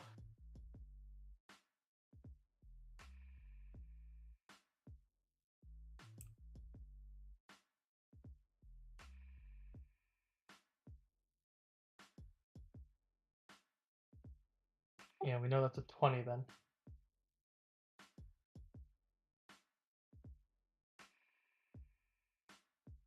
Well,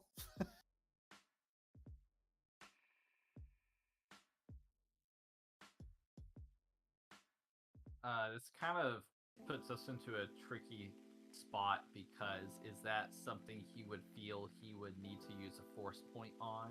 I don't feel comfortable spending one without him. He didn't like it with the Yeah. grenade before.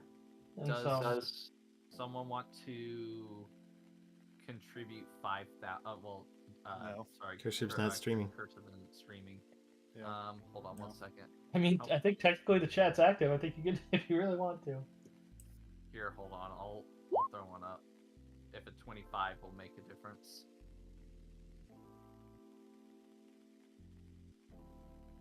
We act as though that one was from. Oh, it's not an attack roll, so he doesn't get the bonus from you. Mm-mm. I would mean, allow if if you anyone got else different wants to things, roll we one can for make their own difference. purposes, because you guys know the DC is a 28. Yeah, So I we will. can- Okay. With that, he manages to at least save the reactor from going critical, and so the ship is still down, and it's going to require maintenance, which sucks. But unfortunately, it was our already flimsy speeder with bad stats. Yeah, I mean,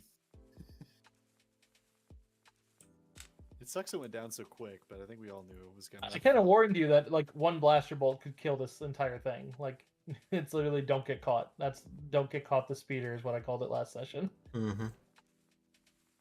And the unfortunate thing is the ogre attack happens whether you're in a speeder or if you're walking around. It's just you get fewer of them because if you walked on the ground, you would have fought 8 of them.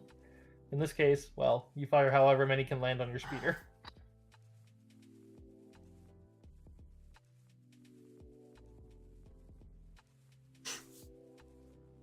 So unfortunately, the speeder's down. You're about halfway to the invisible hand. You can continue walking if you like. If you want to leave somebody to guard it, you can, but be wary because it is a very dangerous area of town.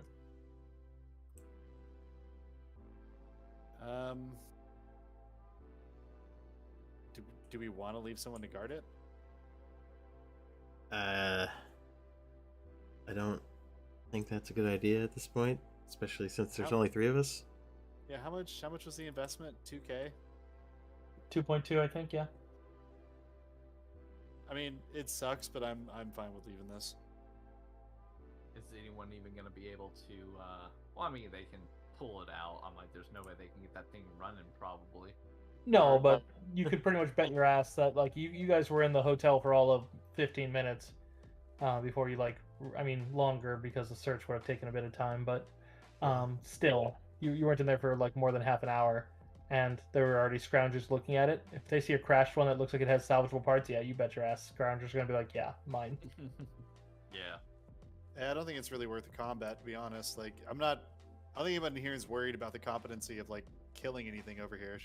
It's not really worth the expenditure of resources. It was 2K for a speeder. Like, Yeah, they're not exactly made to be powerhouse speeders. I mean, mostly it sucks. We're probably gonna have to find. We're gonna have to find another means of transport after this. But Yep. You got Yotoroa, you got Denoa as well. So you have 2 contacts on planet that could probably hook you up with a speeder. Switch maybe even be able to help. Was able to procure a bus once. it's true.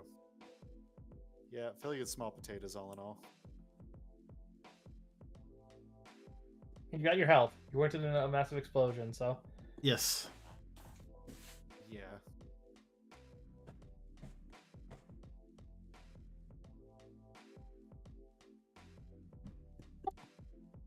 So then we're moving on. yep. Sorry, I was just messaging back someone. Fine.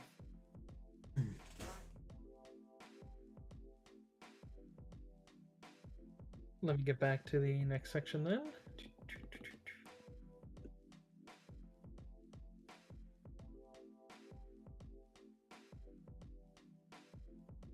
All right, so you do manage to get to the Invisible Hand Cantina. It's a rather seedy-looking cantina that looks to be little more than just a tenement.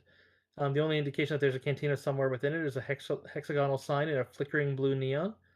It's very reminiscent of the Confederacy's emblem. There's a set of steep stairs, slippery with moldy dampness, that leads down into the cantina's entrance. Looks like there's a single Quarren just waiting outside at the door.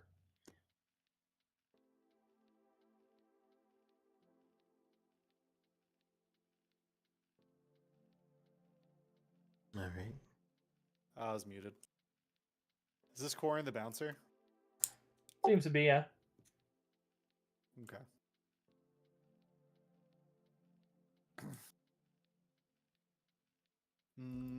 Do we see him like? Are there other people entering this cantina? Like what is he checking for? Is he checking codes or is he checking for guns or? Doesn't seem to be checking much for anything.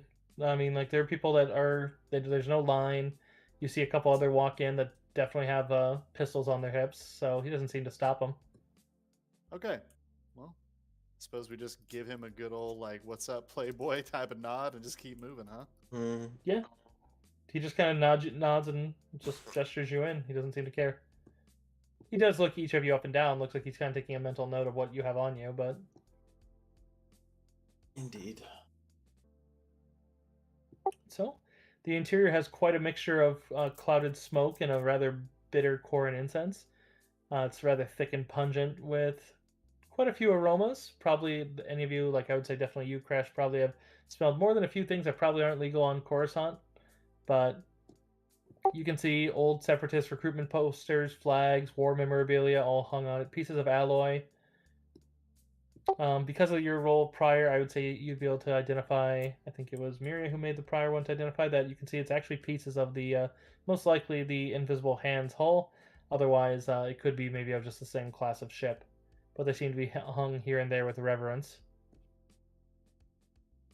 But not terribly well populated. There's the bouncer at the door. You see that there's a Gran working the bar.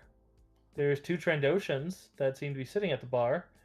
And then there seems to be 4 Quarrens sitting with a single human male near the rear of the establishment. I think I'll make sure my hood is down as much as possible so they can make sure that those Trandoshans don't make a Wookiee. Fair enough. Yeah, we're looking for, I forget what race is he. Human.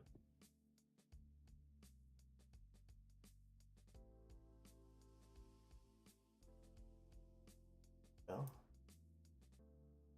Not one.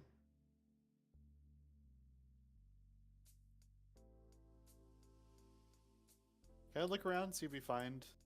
Do we actually have like a picture or like an actual description of this guy? Yeah, he was described as having a bit of a handlebar mustache and otherwise brown hair. Okay, I'd like to just kind of scan the room, see if I can see anybody that fits the description. Well, there's only one human in it. So Well, okay. looking at him, he does seem to match the descriptor that Admiral Varth had for him. Is he alone? No, he's sitting with 4 Quarren, like decently muscular-looking Quarrens. Can I see what they're armed with?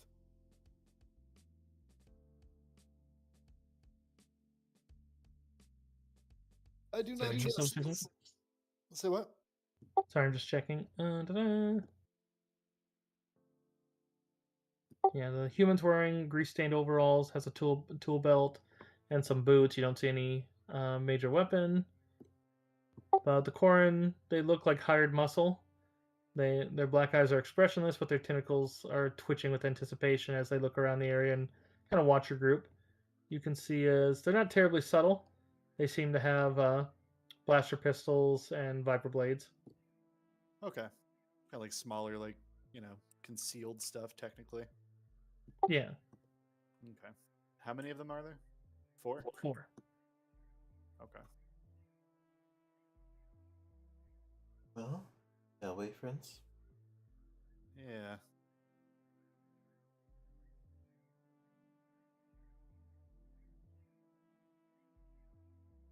I guess we'll approach. Tell you what, I forget what they call, because I think beer actually has a different name in Star Wars, but I forget right now. But can I just go up to the bar and order 2 beers, or whatever the equivalent is? I forget what it's called. Yeah. You have some kind of ales, but Yeah. Well, I just can't remember what they're called. They have like a specific name. I just don't remember what they are. But anyways, I'm gonna order a couple of those, and I'd like to take one in my hand, take the other one, and walk over towards him and offer it out to him and set it down on the table. Yeah. You see the Grand that kind of looks to you, just kind of gives you a bit of a nod, and just don't think I met you. Name's Clef. Welcome to the Invisible Hand. This is the bartender. Oh. It's good to meet you. Haven't been around here lately. So, what's the deal with the decor around here? Have you not heard the story of the Invisible Hand? Why don't you go ahead and regale me with it one more time? Just refresh my memory. General Grievous led a rather daring strike. They managed to actually get down here and take the not then Emperor and up into his ship. But one of the Jedi Knight, well, they say that it was more that it was a squad of Jedi Knights, but it was really only one of the Jedi Knights. Managed to get in there and defeated the bulk of the ship. That's what it makes more sense, I suppose, that it'd be a squad, as he kind of lingers and looks about some of the area. But in any case,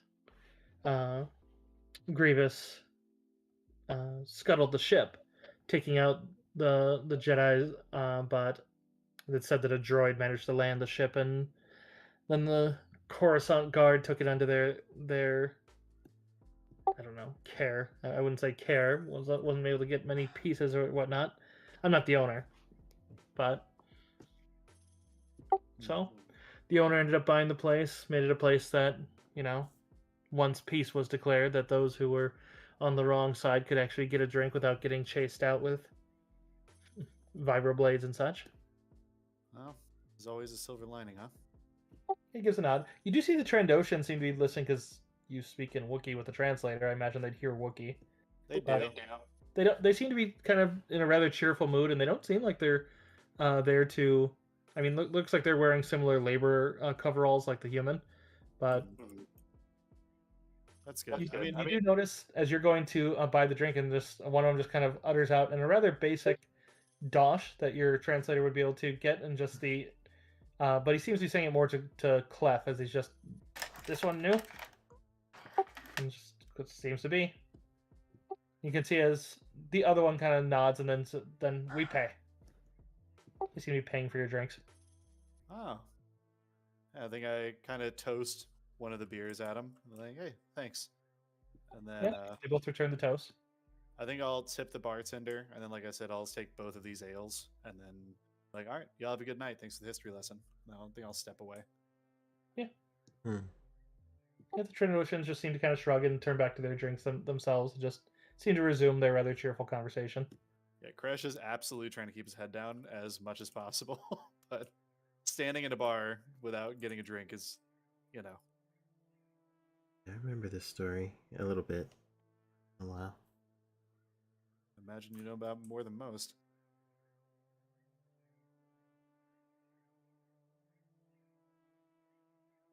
But how about we go make a toast to our new friend? Yeah. Noel will nod. And I think I'll approach our friend and his escort, and as friendly as I can, I suppose, like trying to disarm him so I don't immediately get a gun pulled on me. Like disarming, obviously, in the sense of like tension, not in the sense of like physical armament. Yeah. Yeah. As you approach, you can see as all four of the Korans do stand as you come closer. They just seem to be just kind of watching you. Yeah. Slow down, make sure they see both my hands just have ales in them. Yeah, you can see as the human kind of has both his hands on the table as he just kind of motions the one forward as he's kind of watching. Eddie's But- friends. You guys can go ahead and give me a perception. Perception.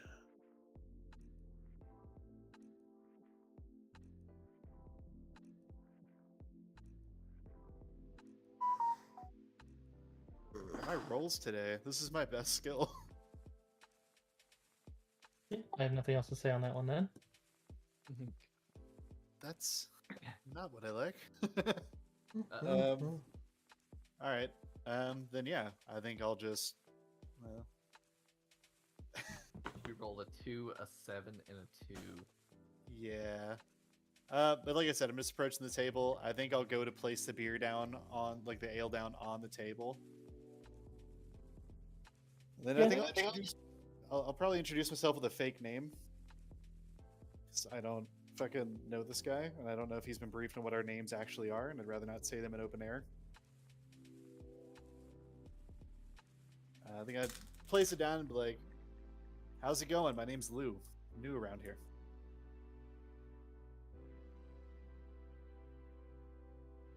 Sorry, just had to double check. It's just. Well, it's nice to meet you. I'm Tavik. Tavik Morin. Is that the actual name, or is that? No, it's not the name you were given. Okay. But the name that he was given was known to Imperial, so maybe he's using a fake name. Right. You can see that there's quite a few other drinks. Look like the Corrin were also drinking some. I mean, you would recognize some cocktail glasses, but it looks like they've had a decent amount. But they kind of stay standing watching you and just kind of tilting their head, one even cracking his neck a bit, but definitely trying to be intimidating. Right. I'm gonna kind of smirk at them, but, like, gentlemen, I don't mean to be so, bold. It's just I believe a mutual friend sent me. Just wanted to come over and say hi, touch base. Yes. What friend is that? So he talks with them. The Corrin just kind of are waiting. We just say a friend with an interested cause. Oh yeah, I've met a bunch of different interesting cause ones. Yes, okay. And there's chists with real interesting causes involving the forests of Felucia, but doesn't mean that I care to hear about it. I'm sure that Chiss would also offer you a beer and not a blaster, but at any rate, I suppose speaking plainly wouldn't hurt. Tell you what, how about we have someone? Can I kind of like motion over to Noel to come over here because I'm like in over my head? Yes, that'll probably be a good idea. Noel will come over and say, "Yeah, what's up, buddy?" Hey, Noel has a so we said that we were disguised before. I'm assuming Noel probably has some sort of I don't know what it would be called in Star Wars, but kind of like a rider's cloak with a hood. Yeah, that's fine. And he probably has the hood above his head and kind of looking down a little bit, trying to hide his eyes the best that he can. His deep, beautiful blue eyes. All right.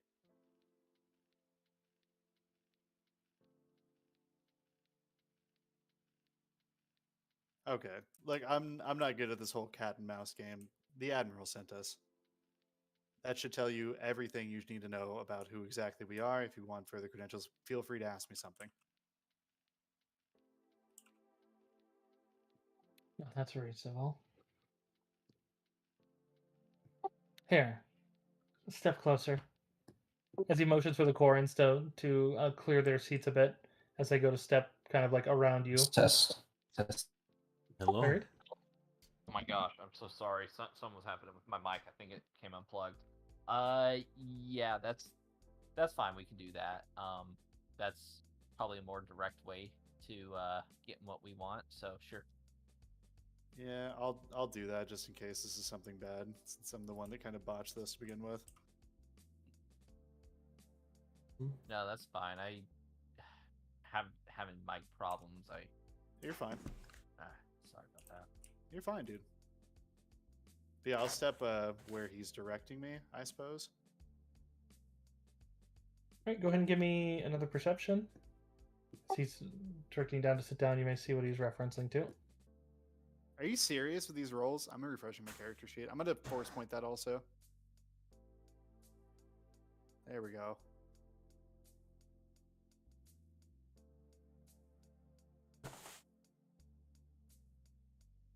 Stormy and Deckle, do you want? Oh, I thought this was just him.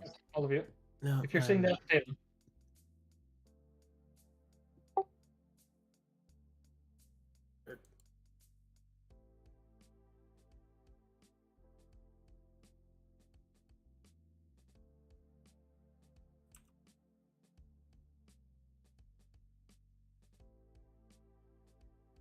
Miria, you are able to spot before, as you'd see as they're going to step around you, and regardless if they're to guard you, but you'd see as the Corans are drawing their pistols, look like they're basically moving to press them to the back of your neck. You have the ability to roll initiative against it.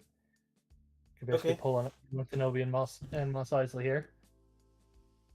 But otherwise, you do hear the other two of you do hear even the barkeep is like, "Hey, guns away!"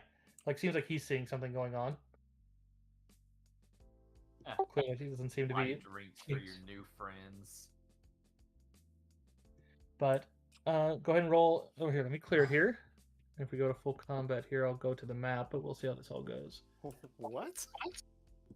Did you not hear me say that Miria just sees that the No, Corans I heard you. I'm just trying to grasp what in the hell is going on overall. the Corans are drawing their pistols to press them to the back of your neck. Right. I think that they're not his friend. Oh. That's what I was trying to get at. So I'm- Miria is the one who I noticed that they're doing it, but misunderstood that. I thought we were just about to just get jumped in general. yeah, just the Corans seem to be moving to try to basically press their guns into your neck and either hold it there or maybe just a fire. Nice roll. All right, Miria, you're going to be initiating in this case if you'd like to do anything. Yeah.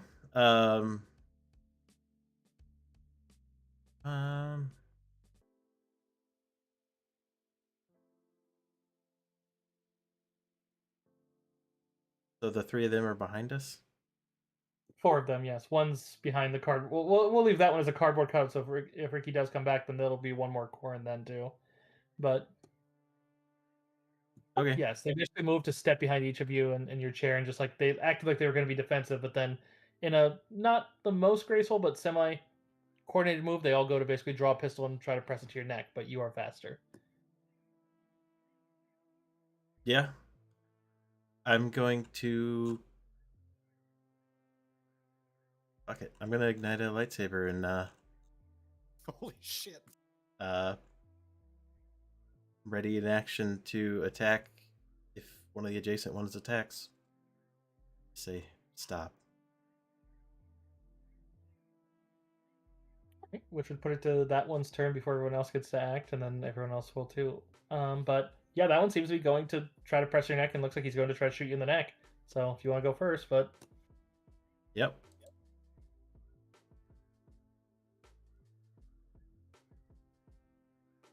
Dun, dun, dun, dun, dun, dun, dun.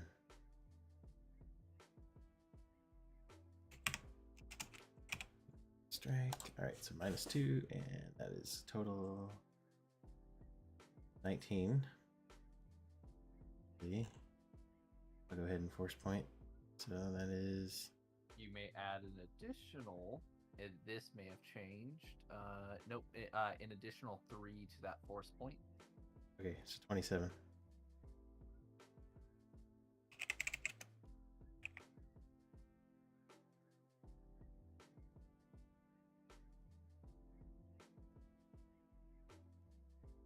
all right. So yeah, your attack. He's still standing, but you managed to sever his gun arm with the gun complete. All right, that's an extra 5 damage on that one.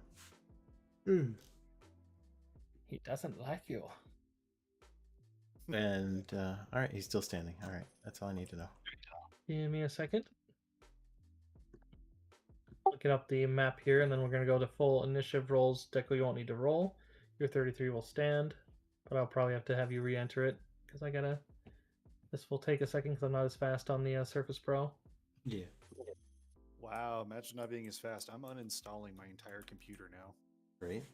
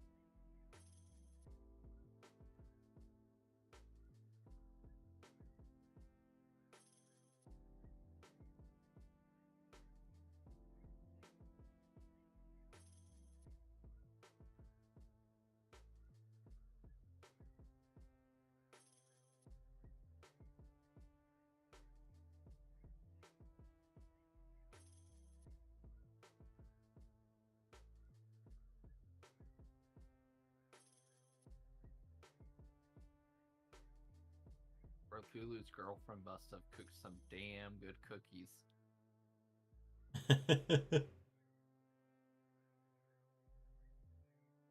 I almost made a joke I shouldn't on stream.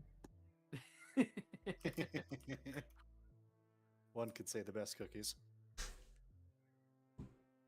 I think we're all Did it all for the thinking cookie? Did it all for the cookie. I was gonna make a joke involving that that video I linked with the rap. I love that.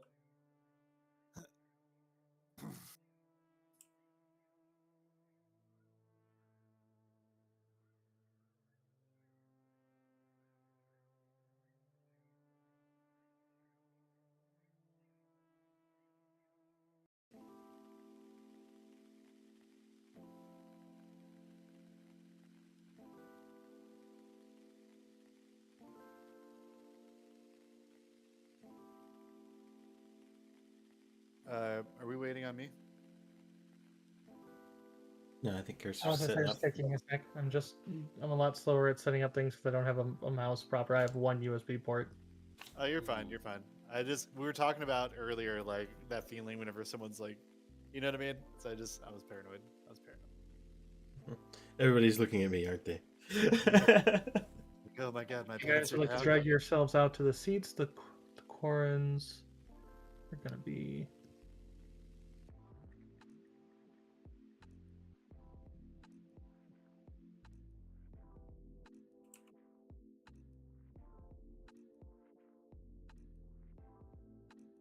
seats. I don't know. The G. We're, I should be where the G's are. Oh, okay. I don't know where Noel would be.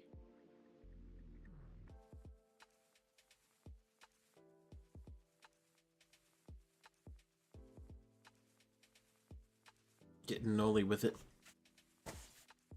I 100% feel like Kresh would definitely want to have a wall to his back. Yeah, I'm trying to drag my token. I'm taking this seat right here. I always have trouble fucking pulling my token. Noel's probably a little too oblivious and comfortable in all situations that he would have the open room to his back, so I felt like that's a fair place to drop Noel. I didn't show up on the turn order, so.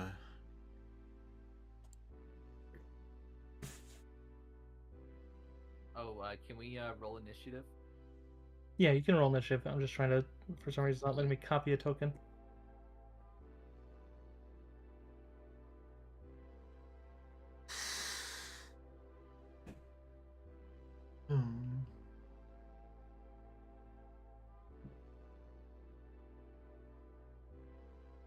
That's a natural 1 on me, by the way.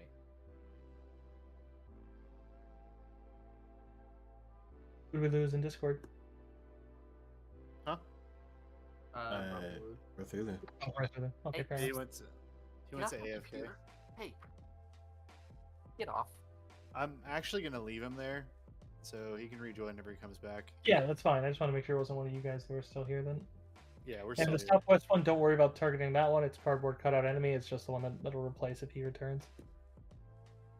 Yeah. And I still need a turn order from you, Crash. This is not working. Drag it. Quick There we go. question while you're doing that. Even though I rolled a natural 1, so I'm considered flat-footed with that natural 1, right? Just anyone. You're flat-footed until you act. Until I'm So back. it doesn't matter about the natural one, but the natural one means you're gonna be function on initiative count 0. Yes, good. So that doesn't necessarily mean I can't take reactions, though, right? Unless you have the scoundrels get it. You'd have to have a scoundrel talent in order to act while flat-footed. So no, you can't react until after you act. But let me get them on initiative here too. So Miria, the one that you just sliced the arm off, is the north one. That's your one, so to speak. Alrighty. So you did 36 damage and 2 thresholds. He's wanted on 9 systems. He doesn't like you. I don't like you either.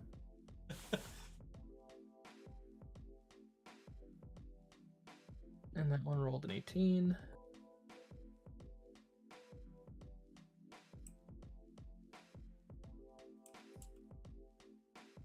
Those are ouchy looking rolls. I think Cursive just stole all of our virtual dice tonight. I think See, so. this was how it was on Sunday too with Ark's game. I have a little potato toad I was playing, and I rolled like 8 natural 20s over the course of the game. So really, if we know that Cursive is busting out the old laptop, then we know we're in trouble. That was a conversation then too. Is that normally though it only rolls that bad against enemies or for players, like so it only is nice. I guess against you guys not so much, because we literally had this conversation on Sunday. It was crazy.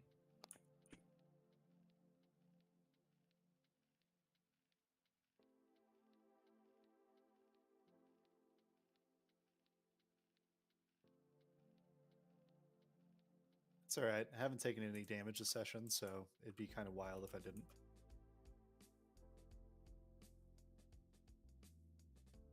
And of course, the cardboard cutout one's the one that's moving slowly.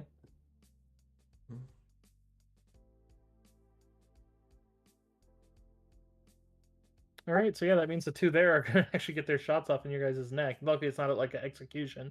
It's just going to be a lot of damage as they're basically trying to fire into you. But they are panicking a bit, seeing a lightsaber come out and their friend lose an arm.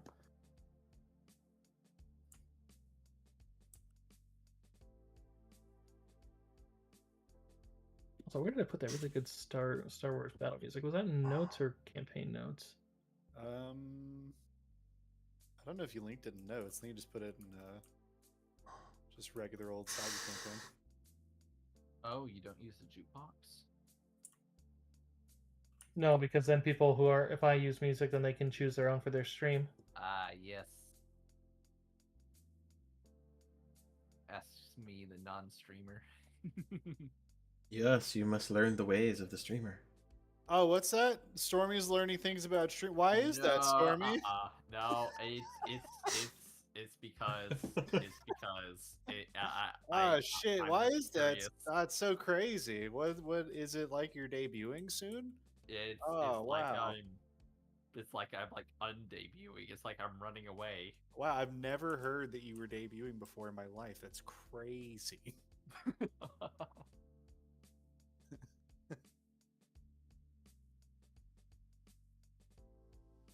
Alright, there you go. Now I got it playing so I can get mood. Mood.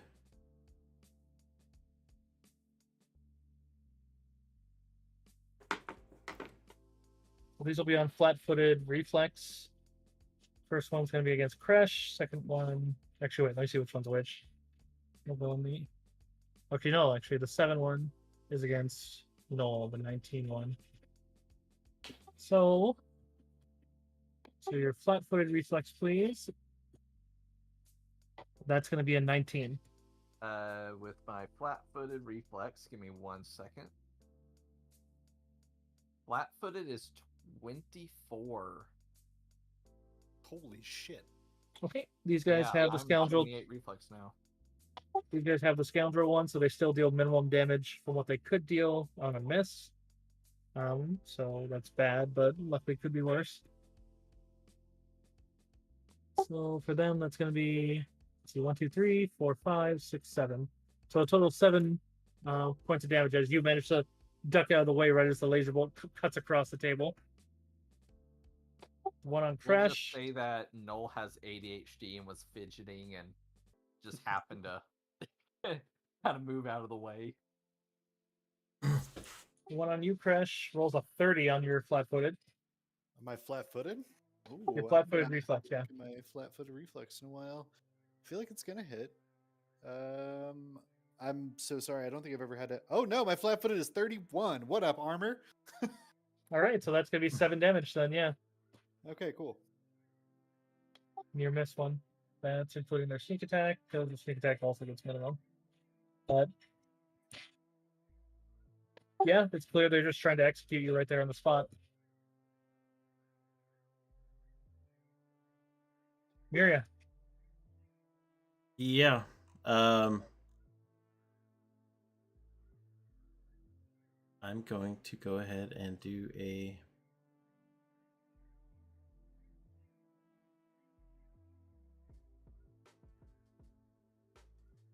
Rocket Strike the one that just shot at Noel.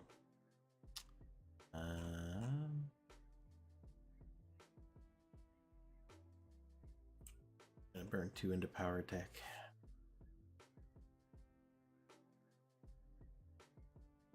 Oh.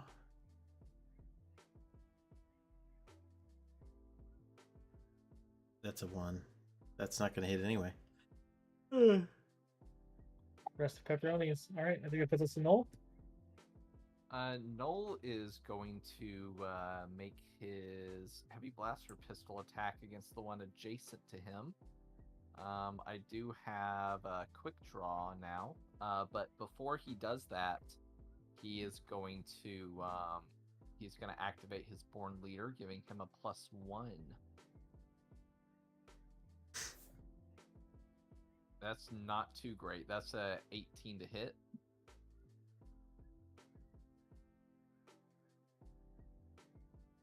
That still connects. Wow, with 22 points of damage. Yeah, so he takes that one kind of like right under, like right near the armpit, and then you threshold him once. It seems to go deep into his torso, and he seems to kind of let out a. Noel will also step this way. Will I receive an opportunity attack? Not if you're doing a 5-foot step. 5-foot step. Which takes your swift action, so if you want, you can turn your move action to 2 swifts. Yeah, no, I still have movement speed. I kind of want to get out of the way of this guy. If you want a full move, you're going to trigger.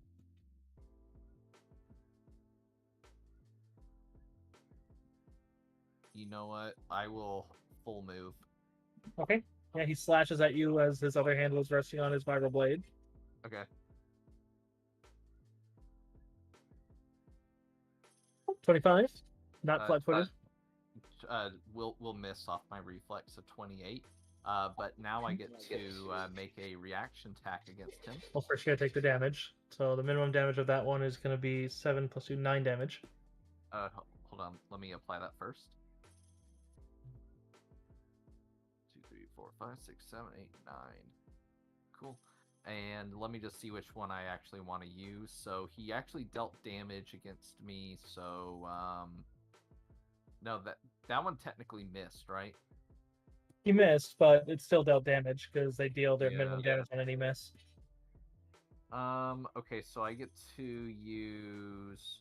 Should say any not one miss. Natural one, they deal no damage. Yeah. I'll go ahead and burn. I'll go ahead and burn. Stand tall for everyone around me, all allies, to make an attack against him.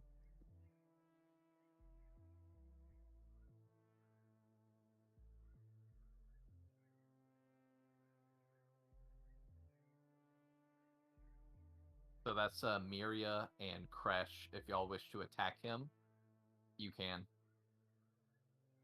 I can't reach him, and I would have had my axe at hand. That's fine. That still allows Miria to do so.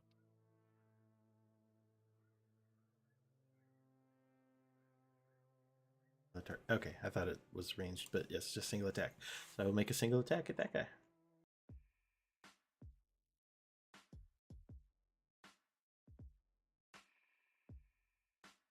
With rapid strike it.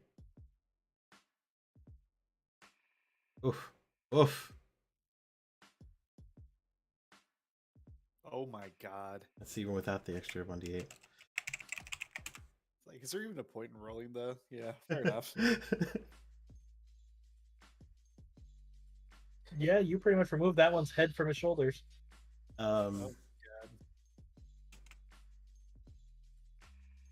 Well, here's a question.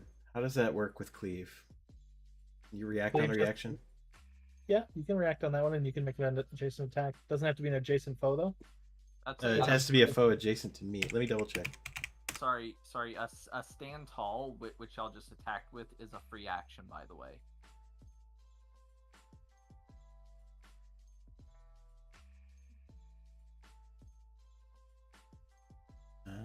against another opponent within your reach.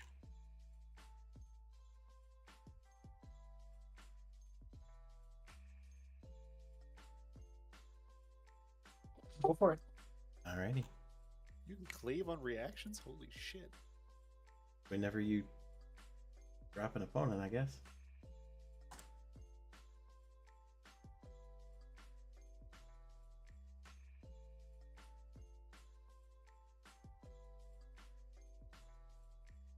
Second one goes down.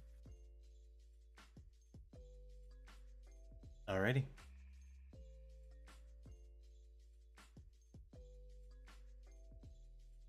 She's kind of blindfold staring daggers at the one in the corner. Yeah. Fresh. Question, where's our VIP? North. He's the So end. he's just in this. Okay. Just making sure I'm not going to accidentally swing at this guy. First thing I'm going to do, swift action, draw fire. So I'm going to go ahead and make sure that no one else is going to get hit today. I'll let that 28 roll. Yeah, and I think I think for flavor's sake, I think the intimidate is standing up and pulling the axe, which kind of partially reveals Beskar underneath the cloak. And then I'm just gonna go and swing at this dude in the corner with my Argarok.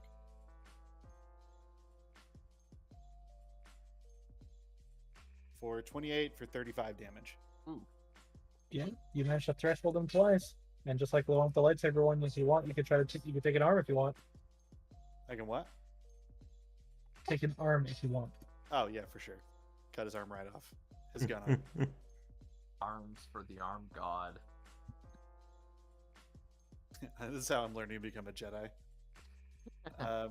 And then with that, so he's still up, right? But he's been thresholded and messed up. Yes, he's still up, but yes, he looks very messed up.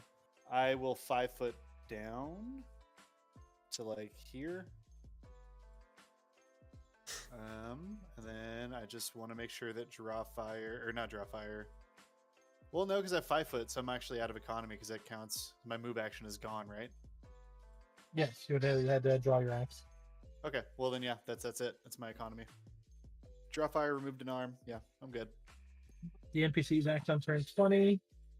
So you can see as Clem ducks behind the bars, he's shouting to, well, basically to stop and but you can see the Trandoshans move for cover, but they also then immediately cover back as the bouncer seems to come in and seems to be drawing his heavy pistol. Seems like he's aiming kind of watching between ears as he seems to look with a bit more discernment. He does get a sense motive to see if he can figure out.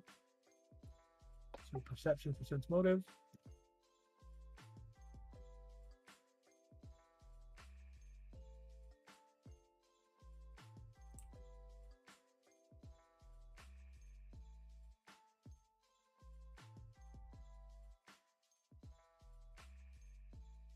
Thematically, for the sake of Justin's, he might come back tonight, I'm hoping. I'm having him target the one on Ricky. But you'd see as not only one ring, but then another 2 rings come out of his blaster as he has it on. It seems to be a very heavy stun. And the Quarren that's behind Ricky just gets blasted into the wall unconscious.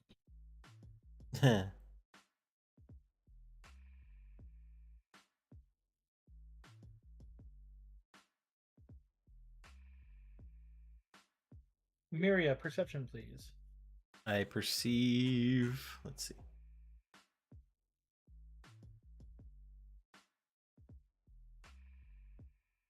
$17. Doop doop.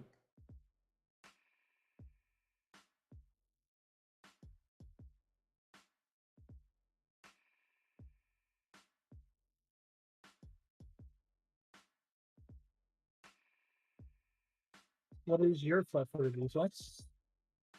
Mine is 26.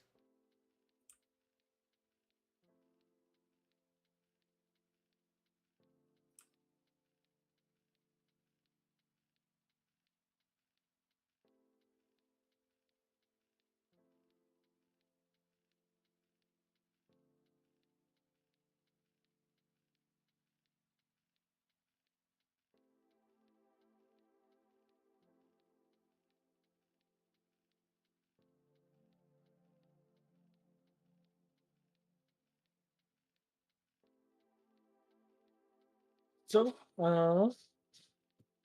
Maverick, as he's identified himself, steps back away from to get away from his captor over there, and he steps back towards the door here, just trying to hunker down.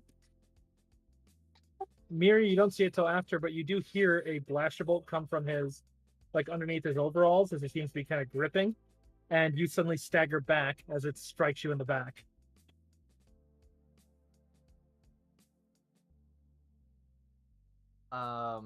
Sorry, from our VIP. The VIP, yeah, seems that he had a blaster under his overalls, and he just shot Miri in the back.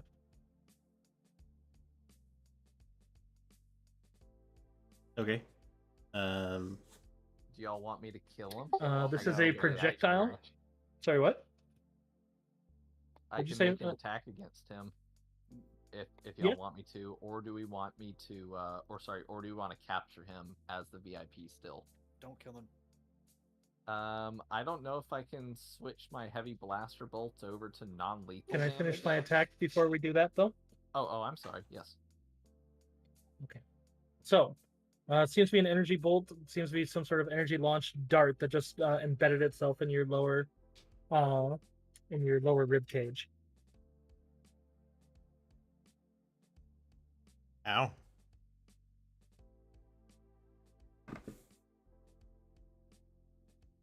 Now go ahead, Storm. Is there any way to switch over heavy blaster pistols to non-lethal?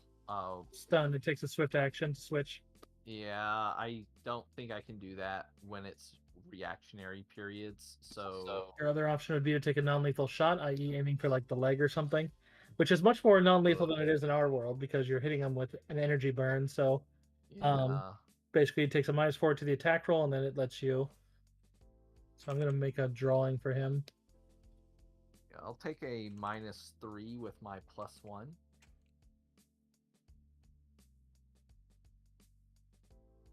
I don't know if that'll do it with a 13 to hit. No, it scores against the door as he ducks down away from it. Okay, 10-4.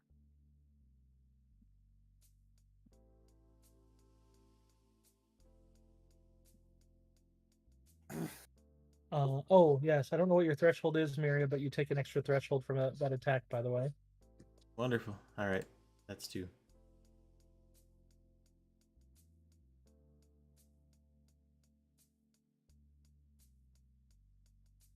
Let's put it onto the one still near Crush, kind of grabbing a wound as he pulls out his vibro knife and he's going to try to attack with both.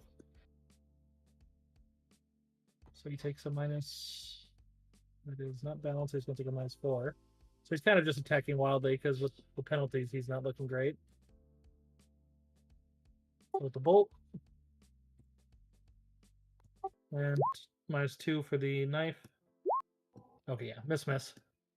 Still deals minimum damage. Miss. But he doesn't have sneak attack anymore, so that's going to be 3, 12, 8, and 4. So 12 total damage. To who? Crush. How much? Today? 12 total as he steps down after you. Oh, okay.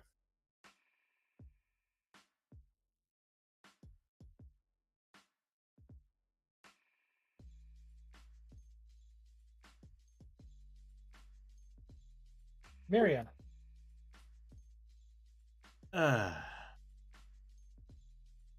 Ow. Yeah, Marion, now that you kind of look at it more closely, you know that it was veiled before, but he seems to have a lot of dark side on him.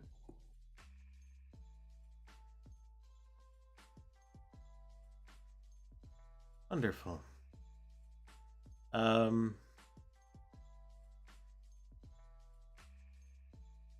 You know what? I'm gonna try a disarming slash on him.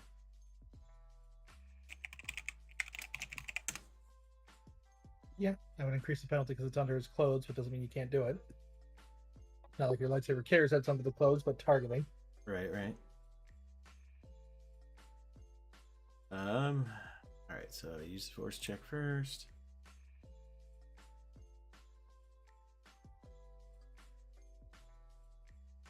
D3. Okay. Single melee attack with lightsaber against adjacent opponent. If the attack deals damage, you can use the force check and place an attack Arm attempt. Target.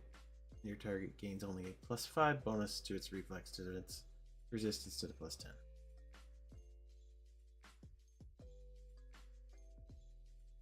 All right. So it sounds like you make a normal attack, and then if you hit, Yeah. the 20 turns into a disarm. Yep. So he's getting an attack anyway because he just shot me, and I don't like him.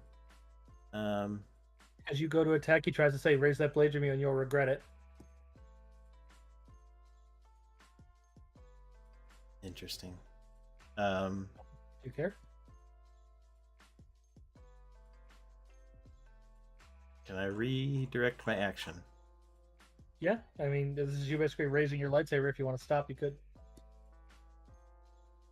Yeah. Do I still have an action? Yeah. Okay. I'm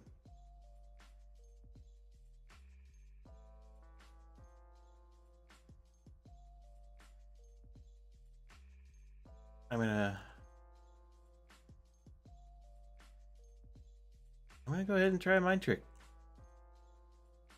I would rethink your actions, or a very unhappy Wookiee will meet you soon.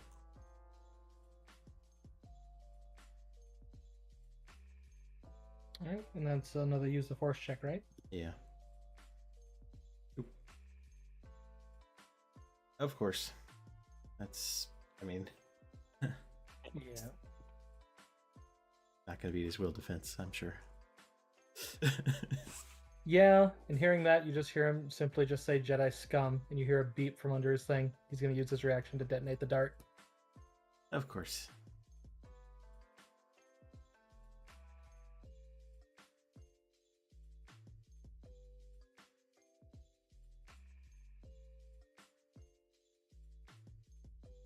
So it does 9 damage, but it does threshold you again.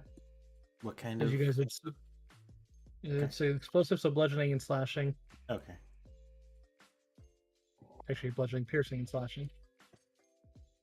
So you guys would see a small explosion come from the same spot where he just shot her, and probably hurt some semi-vital organ in there since conditions, and she's down 3.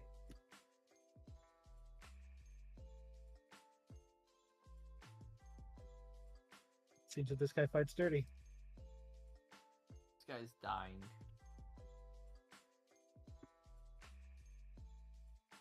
That's my turn, though.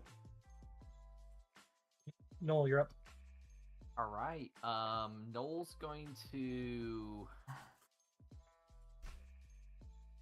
make a heavy blaster attack against the VIP. It is also on stun, so I'll take my -3 to do so. Roger, Roger.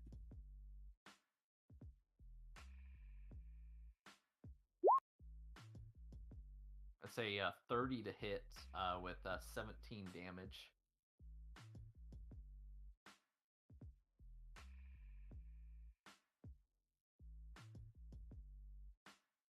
$30 hits. 17, you said? Yep, 17 damage. He actually kind of limps down as he gets shot down there. So marked. I don't think that there's anything Noel wants to do at this moment. Yep, that'll be it. Crush. Okay. First thing I'm going to do is I'm going to mark Miria as my harm's way target. So let me make sure I've got this correctly. I'm going to spend a swift to shield a single adjacent ally from attacks, taking the damage suffering the ill effects in their ally's stead. So until my next turn, any attacks made against Miria will target me instead. So with that out of the way, this guy is still right here, right? Yes, he's still right there. Okay. Question. Again, I think I've asked this before, but it's been a very long time. Can I attempt to make a non-lethal attack with the Argarok? Can I like turn it around and try to like hit this with like the haft of it? Same thing like what Noel did at VMI's 4. Okay. And I can do a swift and charge in the same turn, right? Yes. Perfect. Then I will actually do a maniacal charge, which is my new ability. So maniacal charge Actually, I don't need to because this dude is he threatening me right now? Like if I were to run to the right, would he be able to The take? Korin would be able to slash with his vibroblade. You took the other arm. Then I will actually do a maniacal charge. Maniacal charge is the one where I do an intimidate on all the targets that could do an attack of opportunity to me in my charge path, which, for reference sake, would be going this way, and then around Miria, and then going up and slashing at this is my actual intended target. But I do intimidate against everybody to make attack of opportunity against me and against my target. The people who fail that are along the path, they can't make attacks of opportunity against me if it passes their will defense, and then the target is flat-footed. I will. It seems like we need the persuasion for the intimidate then first. True. Yes. Just wanted to get to explain. We haven't used this before, so I don't want to. No, you're good. And I would say that his condition does lower his. I'm going to force point that because I want to make sure. So 23. Okay. It's also intimidate, so you can Wookiee it before you force pull. I can. I'd rather let that You ride don't want it roll. to tank. Yeah. Okay. So 23. Yeah, the Korin's not going to raise his blade to you as he just kind of recoils back from your sudden ferocious Yeah. action. Maniacal charge, and I'm fucking blasting this dude with an Argrok for a non-lethal.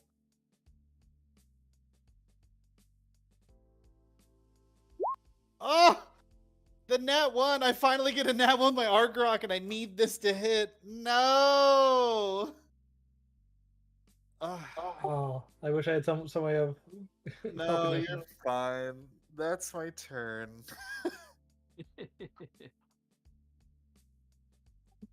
The Trandoshans.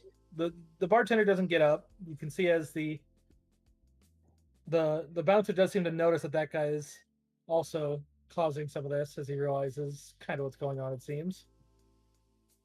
So first the bouncer is going to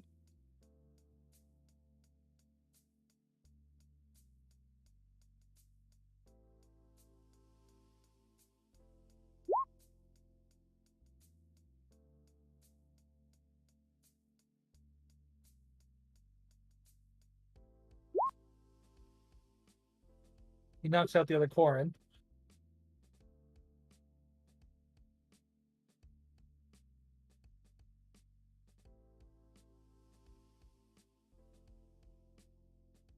The Trandoshans kind of look up from cover as it looks like one of them goes to move out. But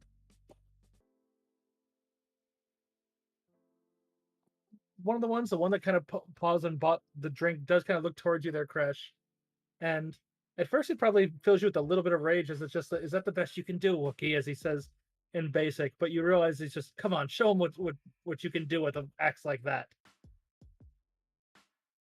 Is this dude inspiring me right now? He's inspiring you. He's inspiring you to take, instead of taking his entire turn, he can give you an immediate use of one standard action. Oh, really? Holy shit. That's the coolest Trandoshan I've met. So I can take an immediate standard? Yeah, you get an immediate, if you haven't taken a reaction, you may use your reaction to take a standard action. Oh, yeah. Yeah, I would like to blast this guy with a non-lethal for my Argorok. How about a 34 to hit for 30 non-lethal? That'll hit, and that will threshold him twice.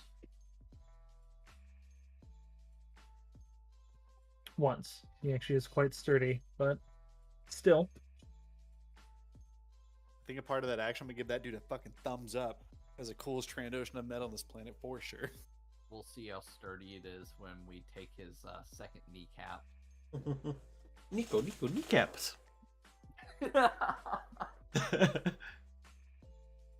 His turn is also on that one, so as that guy kind of grips that as he's staggering back, he is going to swift action, slam a fist against the door control as it snaps open and opens into a storage closet. And then he is going to withdraw back into it. Seems that he's trying to flee.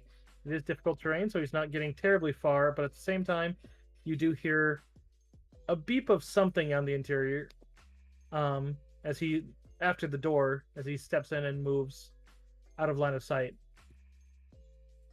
So I'll draw a new shape once you're around the corner and see where he is, but it seems that he's gone back into a storage closet.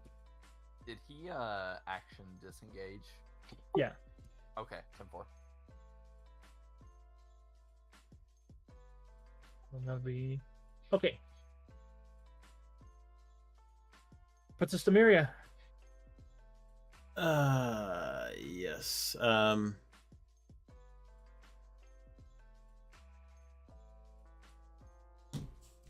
check the action message on this.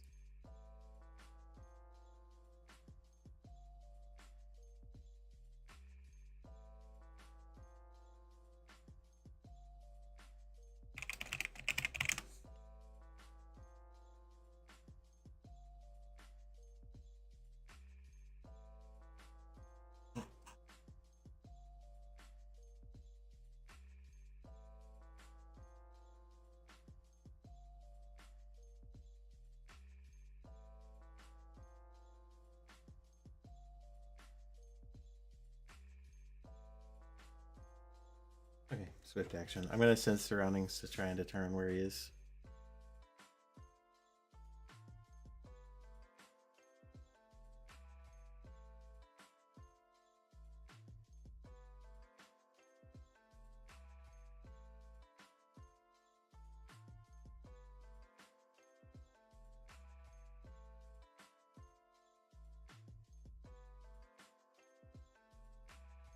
It's not terribly hard.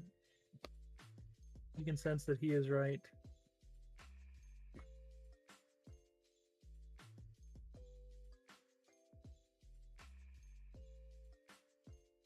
There? Okay. I can't get him to lock onto the one because holding alt doesn't seem to work on this thing. Oh, okay.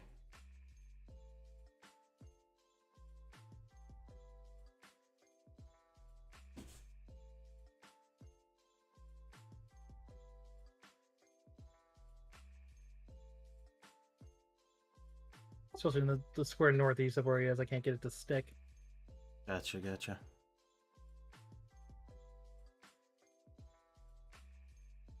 Well, you know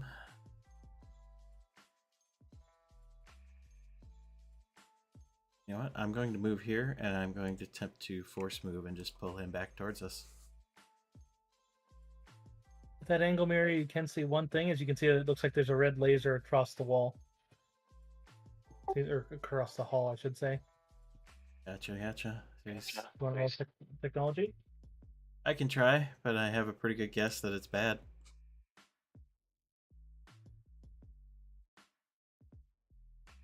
Okay, you can act on whatever guess you want.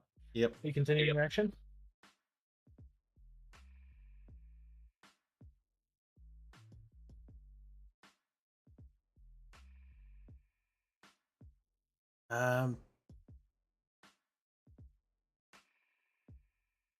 Yeah, I'm still gonna try and move him towards us. Okay, give me your roll.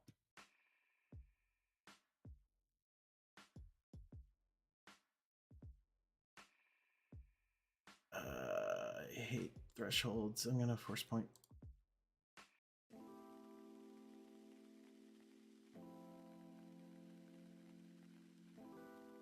I don't know if this is considered an attack roll against him, but you would gain a +3 from me, but also a +1 from my Horn Leader. I would say so, since it's going against his will defense. Yeah. Yeah, so with the +4 on top of your 28 goes to 32, that manages to pull him. Yeah. I'm trying to bring him back to the door. Yeah, as he crosses the red line, there's a short triple beep and it explodes in a massive fireball. Oh. Hope you didn't want him alive. You know, at this point, I don't really care.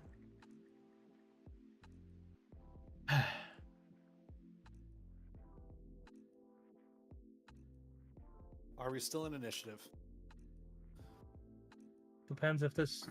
No, you're not. Okay. I would like He is to. really diced into pieces. Any piece of him is no larger than a finger. Any gear he had is now gone. Oh, damn. So I can't even revivify him. Okay. No, he's literally diced. He's That was more than... eviscerated. He had like 10 hit points left, and that did 39 extra. He has no chance of surviving that. Even though that was non-lethal?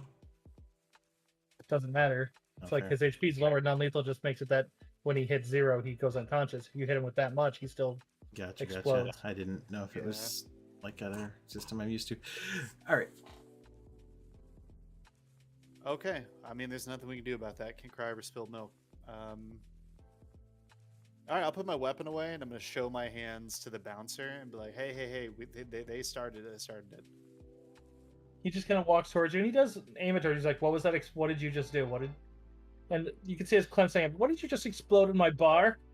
We didn't explode anything. If you notice, my companion's also been exploded.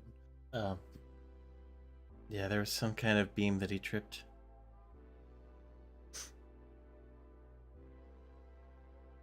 Explosions, 2 squares. So yeah, it wouldn't have reached Mary or crash. You would have seen a god of fire come out of the door, but it didn't go any further than that. Shit. That was confirmed our VIP, or was that possibly? There's no. It seemed to look just like him. Yeah, it looked just like him, but he called Myriad Jedi scum, and he had. I'm not convinced. Can I check these? Can I check these quarians for like identification, TK numbers, orders, data pads? Yeah. Something. Some kind of.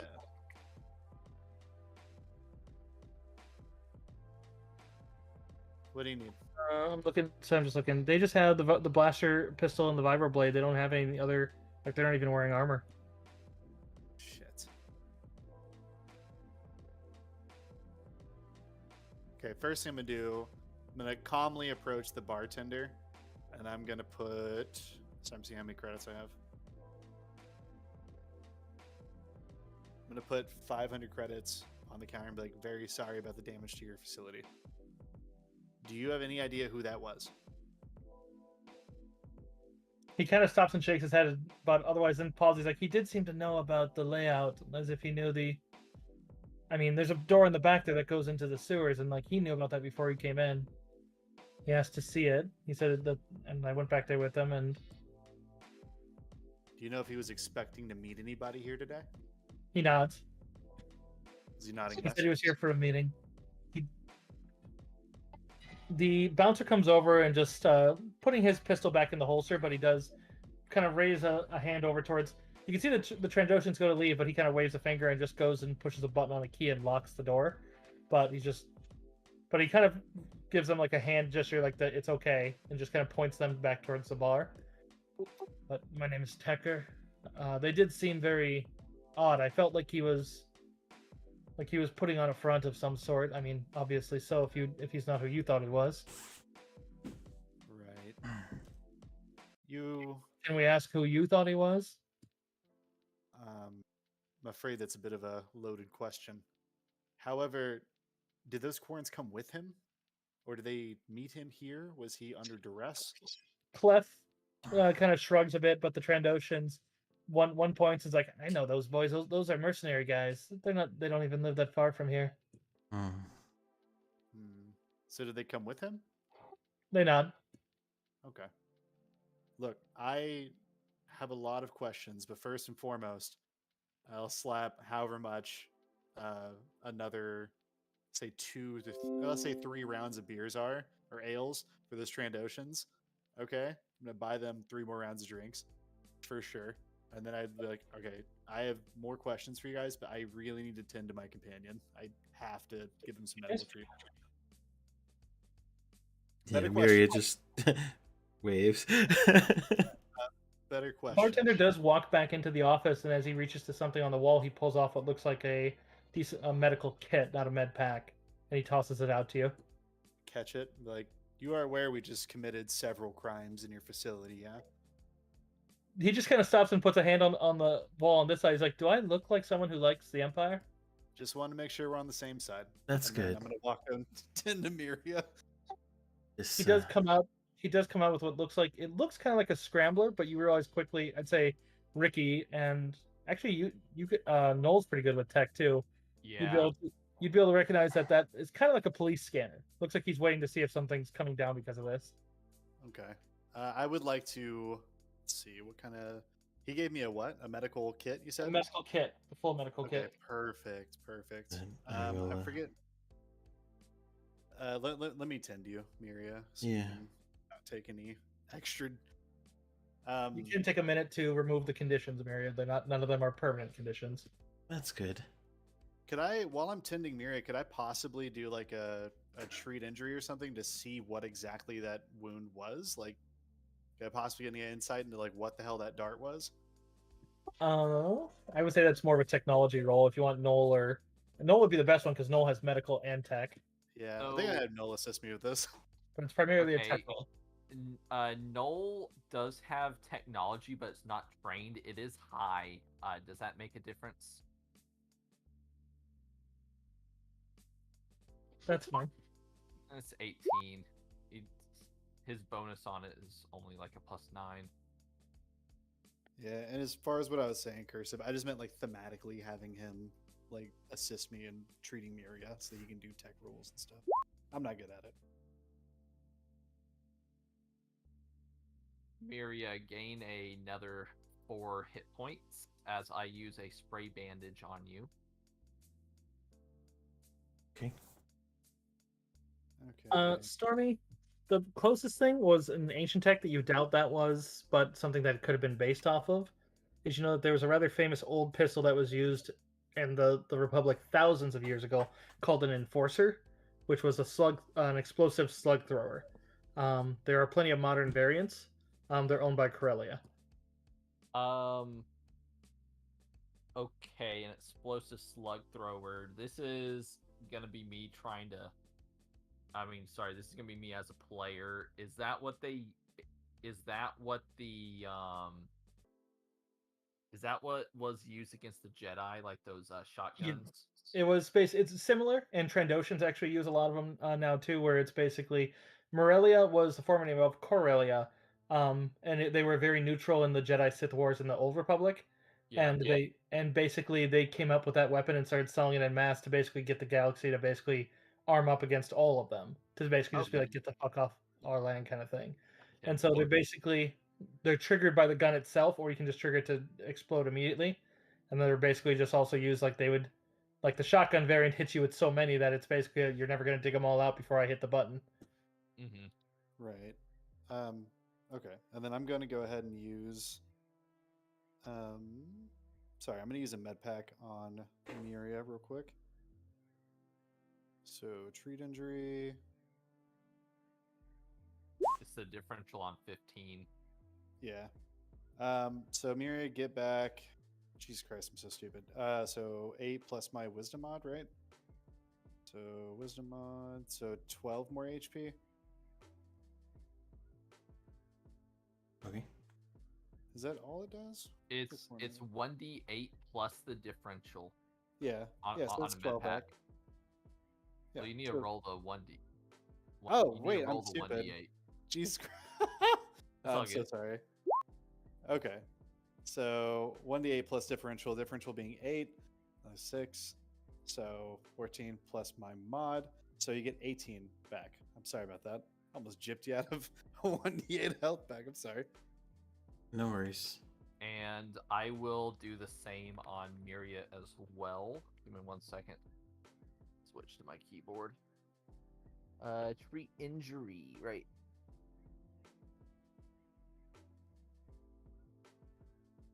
I don't mean to hose myself, but can you keep doing that?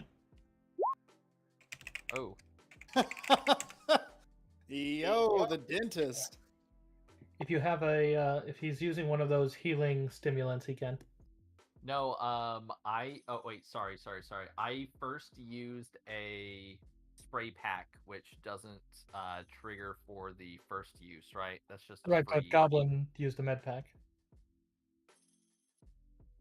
Oh, you're saying we got to Oh. use a stem so that he can use another med pack? Yeah, I'll kill a stem. Let me see if I have one first off. I know I did at some point. Yes, I have a healing stimulant. So let me subtract one. Thank you. I thought that was if I was to make a second. So it's the receiver, It's right? the receiver, yeah. They can't receive the 10-4. benefit of a med pack twice. Okay, Okay. got it. Without I'm there are specialist med talents that let you bypass that. But with a natural 20 on that one, you do calculate normally, but then double the amount of received healing. okay. 10-4. So that's gonna be slash roll 1d8 plus 19. and that's going to be 20. Wow, 27 times 2, which is 54. All right. Well, that's a full heal, but I think that is a condition. It conditions you for 1 minute, and then you can get rid of it normally. Okay. Let me subtract a med pack. Med pack. Nice. Okay. One of the Trandoshans looks and suddenly points at the radio, and just since they were sitting a bit closer, kind of leans back and probably trying to get your attention. Seems to be the opposite one that didn't inspire you, is that they do seem to have their drinks, but she points at the radio and says, "What did that man say his name was?" I as a player don't remember. Can I just tell them the name that he told me? That's fine. Normally I'm a bit more stringent in stressful situations, but I suppose. Oh, I apologize. I can do like a wisdom check. I usually say wisdom or intelligence. Okay. How about I give you a wisdom roll? It'd make me feel better about it, yeah. How about a sweet 10? Because my rolls have been trashed. You're literally just remembering something that just got said to you. It's not exactly hard. It's just the fact that you don't, but... Okay, Myria definitely remembers. He said his name was Tavik Morn. So But- Tavik Morn. Quellis, or you hear them refer to each other as Quellis, seems to be the female Trandoshan there, points at the radio and says there's someone calling out for... They're calling that name, as if they're waiting for them to respond. Okay. Well, we probably shouldn't stay here. No, we should leave. To the Tekor actually looks to Clef and says we should probably close as well. I think we're on the same page as far as loaded questions and all, but I think it goes without saying, please don't say anything. This is something I'm gonna have to trust you on. the Coruscant loyalists thought this was someone important, but I think it was a trap. You just see him so that means that stormtroopers may be on their way. Clef just kind of leans over his own counter and spits on the other side and just see. All right, the Trandoshans move again for the front door, but you'd see again as Tekor kind of waves his finger and let's take the back ones, the same sewers. Make sure there's no other Yes. explosive traps. Watch out for devices, yes. These sewers, stormtroopers know about them? I mean, are they versed in how They kind of shrug and Well, maybe, but he knew about we them. should be able to get away from it close. I think we should also hit the sewers. Yeah. And Clef goes to grab the radio and he seems to pull a strap out from it and then puts it around his shoulder. Well, the least I can do is offer you all an escort. Indeed. The Trandoshans seem a little worried about getting drug into it, but at the same time don't seem to be Imperial loving either. But they are wearing similar clothes to the other one, but they do kind of comment on that to a degree. Is like we thought it was weird he was wearing a uniform like he worked at our factory, but he doesn't work at our factory. What factory is that? Gas canning over in the works. And we were told he was an engineer. They look at him and just kind of shrug. It's just like, well, we've never seen him before. First time he's been in this far. Is a sting. No way. Well, we can talk about it while we Knowles. walk. Noel's face is just a shit eating I told you so. Hmm. We did actually talk about like that guy being used as bait. my Oh God. yeah, 100%. I was like, you know what? I even have in my session notes that I wrote down that I needed to bet with Ricky if this was a setup.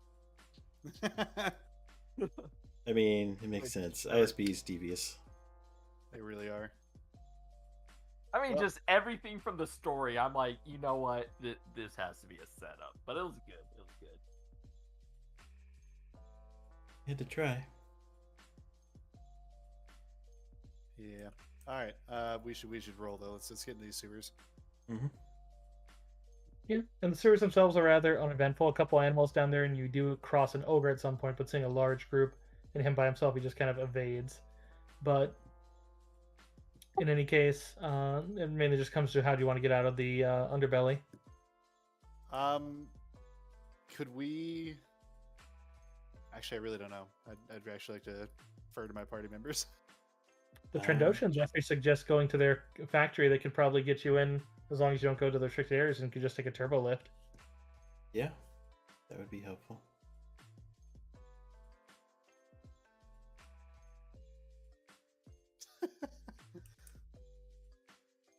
What are Well, these you can get Trandoshans' names? The two Trandoshans are, let me get back to their page. One is Quellish, Q, that's the female one. That is Q apostrophe ELLISS, and the other one is Zist, ZISS apostrophe T. Quellish and Zist. Chris just overcame his whole racial bias. Well, there's not much of one generally, unless they're trying to be slavers. But yeah, I think like the time that we're traversing through the sewers, I think Crush just, I'm not lost on the irony involved here, but I really appreciate the help.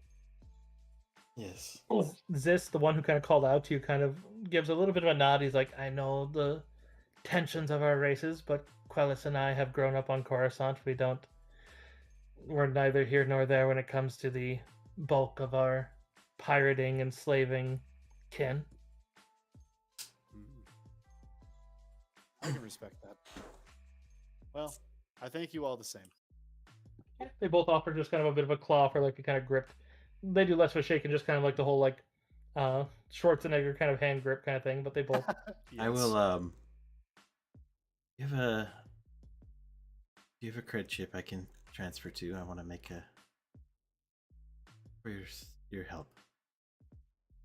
Yeah, I suppose this will pull out a cred shit, and he's like, we didn't do much. Oh, I know, but don't worry. And I'm gonna send him 500 credits.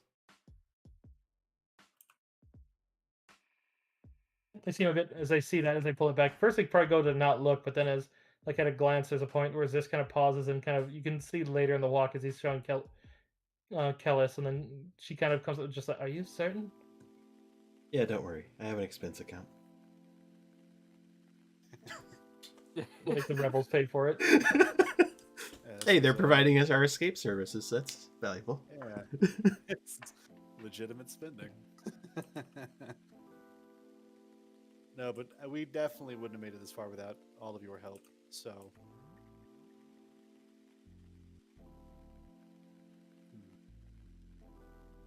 did you? Are we? I guess we're still. Are we conversing while we're traveling? Like, that's the assumption I'm moving on. Okay.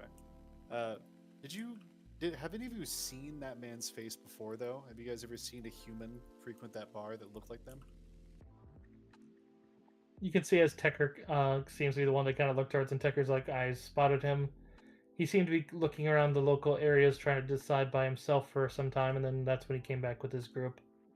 It did draw my attention to a degree, but nothing that would be outright that can't come in. I didn't like when he asked Clef to bring him into the back room. I don't think there's any reason for anyone to see our storage and then be so interested in the back door. But I didn't see him plant that explosive device. No, I'd imagine you wouldn't either. He was a sneaky little bastard. Tell you what, we're already past the point of trust where kind of already have to trust you. Here, have this, and I want to give them more or less like I forget what they call like phone numbers in this, but essentially like my frequency, right? Like for my comm. Yeah, comlink frequencies. Yeah, like if you see that man, because I'm not convinced that was him. I'm pretty convinced that was a double. If you see him into the bar, could you please give me a call? Yeah. You can see as Tekker gives you a bit of a nod. Thank you. Cliff just mutters, if I see him, I might have some words for him. Old fashioned. Well, take it easy on him. We actually need him, but pretty sure that was the same. The one who blew it up is clearly not going to be a problem again.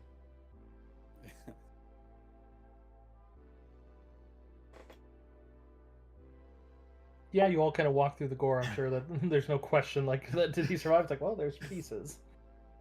Yeah, he didn't make it. He can't walk that one off. He didn't have a 4th point. Could you imagine if he was an elite trooper? I like to delay damage.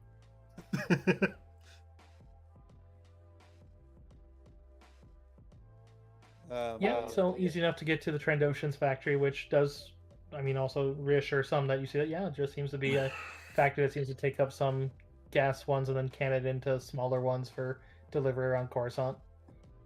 They even, Quella seems to be in dispatch for some of the lower levels as she's, so she just simply says, here, we can, which she find, like, if you're willing to share with her, she can find out what district you're in, and basically you can hop a truck because they're all automated droid trucks. Yeah. Can we just give her the district? Like, it's not that I don't trust them. I don't want. Yeah, she doesn't need more than the district. At this point, they probably don't want.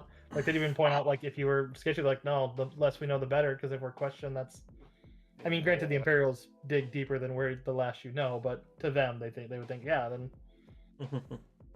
Yeah, the least amount of trouble we can put them into, that would be ideal. Yeah. I'd say over the talk, you found out that these ones are, like, they are all separatist sympathizers, but they're also, at this point, just anti-Imperial. They have no, like, even against the Old Republic, they don't really have any gripes against at this stage. Because they figure it's like, it was just a war. And so it's like, whereas, like, Zist and Quellis are young. So they were born pretty much into the end of the war, so they didn't really have much to say about it other than they know their parents were. Mhm. But Tekker and Clef were separatists, but they also know that, no, we lost. It's over. So there's no sense being, like, insurrectionists. But at the same time, might be good for the rebels. Yeah. I mean, ironically, I'm not trying to derail the session, but, like, ironically enough, like, that ends up being the rebels essentially. The Yes. separatists. I mean, anyone who played Force Unleashed knows that was basically Palpatine's plan with that too, was get all the rebels under one banner so that then he could wipe them out. Mm-hmm.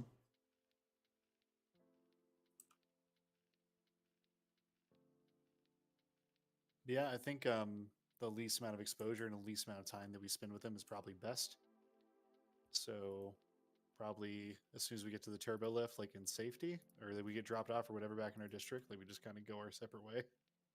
Yeah, she probably the only real contact after you get on the truck is probably just Kellish, as she just basically talks through the speakers on the thing and tells you that you're getting close, and that basically tells you where on your block that you're being dropped off.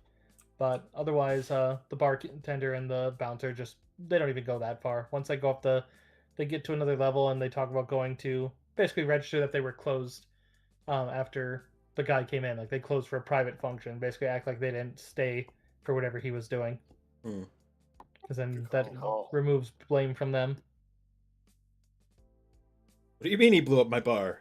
Yeah, the Imperials are going to pay for this, right? I mean, that's the thing, though, is he didn't even know if he was ISB or otherwise, so it's like he didn't identify as that. But I mean, if they were on that network, they could probably could probably make that claim. If we're wrong, we're in trouble. But if we're right, then they'll just like, oh fuck, they don't. But Right. Speaking of which, do we like? I know what I know, like as a or what I think I know, like as a player. But like, do we just have the sense that this was a sting operation? Like, I kinda you're free to do, function. right? You're free to function on anyone you want, but there is no role that'll give you a solid answer. That's Yeah. fair enough. I think it If was you very. had his body, maybe, but he got shredded and his gear shredded. Yeah. I think it was very suspicious that they're like, oh, there's another engineer after we escape with one of their engineers. Yeah. Yeah, I mean, they specifically said they're like, yeah, all the engineers and architects were like imprisoned with me. Said that one guy who we helped escape, and then I'm like, that's odd that there's another one just out there that just happened to be, I just contacted them right before. after we blew up the fucking building. Yeah. I know. I was like, yeah, no. Yeah, you found out from the engineer you did have that this one didn't seem to do much work, so you don't know if even the legit one was actually anything. Mhm. Well, fuck them. Let's go back to the hideout and call the admiral and try to get the hell off Coruscant. Yeah, we need to get out of here. Like, we are still very wanted. Yeah, so as your ears are still ringing from the shootout, just everything feels a bit suspect and unright. Like, everyone that looks at you as you're finally, like, just walking your way back towards the tenements, and Every siren or alarm you hear, you worry it might be coming, but it's just uneasy. But finally, you get back to the block with the tenement, and uh, I would say, Miria, you get a very distinct feeling that you're being watched, but nothing is outrightly visible, even if you were like, since as walking, you could take 20 on your, but you don't see anything outright. Bad feeling about it. Somehow feels copywritten. I'm just joking. Okay, so we're back at the hideout with this absolute sussy environment right now. Yeah, you're. I mean, okay, we have a bad feeling, sure, but we can't. Don't know about anything till it happens.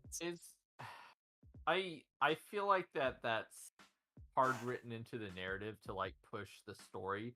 Is there like obviously I think our team would be like, okay, so they obviously sent an Imperial undercover team to try to, nab us or kill us in some way. Obviously they were probably being watched in some manner, if not multiple manners. The guy asked to check out the sewers, so maybe they had spies in there as well. Like, Right, is there something we could have done to try to hide our tracks, or is this just don't look too much into it? I mean, you could have been. I assume you were probably like trying to cover your tracks at least for the first bit into the sewer. Yeah. That's not terribly hard. I mean, it's a sewer, so it's got flowing gunk and stuff. So I'd imagine that whatever you have is going to be a very time limited trail.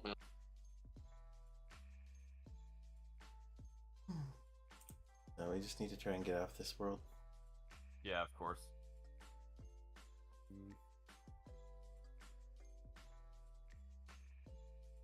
Okay. I mean, we're back at the hideout, right?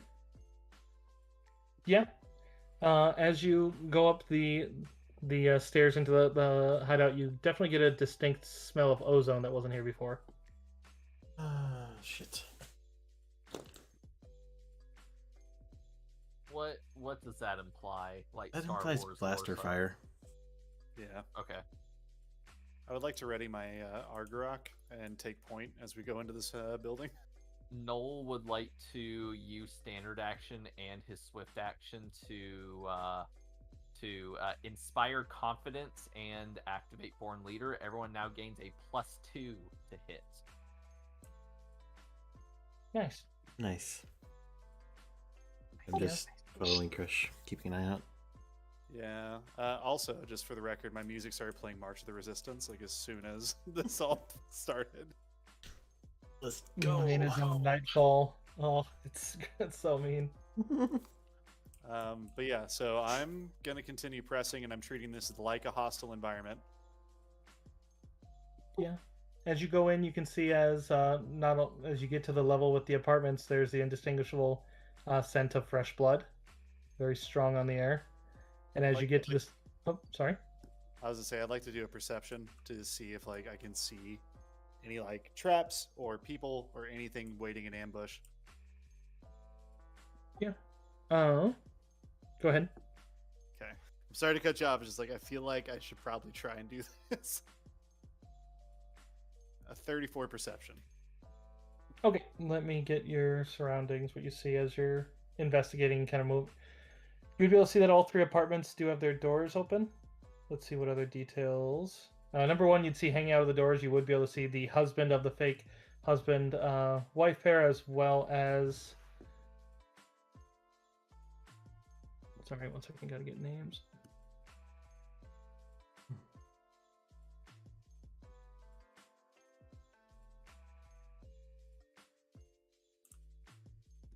You would be able to see Azazel Woe's corpse, as it looks like she got headshot trying to fight. Looks like there was a large firefight in the hall, as the Kaminoan is very much dead. You would also see Iatoa Ro up here. The kid Infogent also seems to have been here and got killed. As you search your actual barracks, you'd be able to see that the remainder of the four other rebels, Talus, Hollis, Sarah, and Verignol, as well as the technician you rescued, looks like they were lined up against the wall and shot. They are all dead.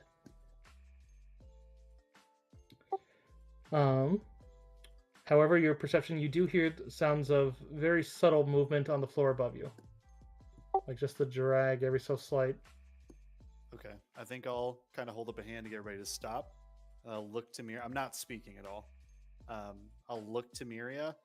I'll look to Nolan. Look to Ricky, and then I'll kind of. I don't know like military. Like Crash doesn't know military sign language, so I'm gonna kind of tap my ear and then point up like above us. Okay. This means to try to convey like, hey, I think I hear something above us. I think that. Okay, who does know military sign language? Not I. Okay, A little bit from the site, but I don't know if it's military. I know how to make like certain callouts. Oh no, we're talking about like the actual like in Star Wars, like there's a language. The actual language. Yeah, there's a language you can take. It's military sign language in this game. Yeah, Noel does have it, and I think Ricky may. I think Ricky does have it. I definitely don't have it. I don't. So, all right, that's fine. I mean, since Brothulu isn't here, I don't think it's really worth. He'll be silent anyways. So, yeah. All right. I'm going to attempt to search by feelings and see if we should go up there. All right, I believe it's a baseline 25 check. Yeah. And I got a 25. At this stage, either going up there to take care of them or just getting out of here as fast as possible with whatever you can carry. Obviously, there's certain things that may help you more, but I would say that at this stage, it becomes very clear that the Empire probably knows exactly who and where you are. Okay. You know how before you were trying to evade the ISB, this is kind of, they already know. Right. Because they left a trap for you and they clearly came for this place while you were gone. They knew exactly what they were doing. I don't think it's really worth going any type of where because they're prepped for us. I think we should leave. All right. Yeah. Well, I think we should Whoever get. that is will slow us down. Think we should go what, Miria? I think we should go because up there because I think it's somebody that's alive. Okay. Then we'll go check. But if it's not someone that's alive and if it is enemies, then we deal with whoever we have to deal with and we evade. Yes. Of the names which you gave us, is the architect alive? Or sorry, was the architect one of the executed? The one that you rescued from the tower, yeah, he's one of the dead because you left him here. Okay. Yeah, I don't think that there's really anyone Noel would immediately say is useful, and would probably be making like these circular fingers in the air, like wrap it up. All right, well, I'm gonna go to the stairs.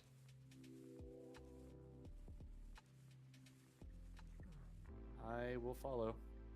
I will be behind y'all. All right. I need a stealth roll from all of you. Oh no. Because if they hear you leaving, they're probably gonna move. Mm-hmm. Because they're probably aware you came in. Oh yes. I'm not good at that. That's very good for me.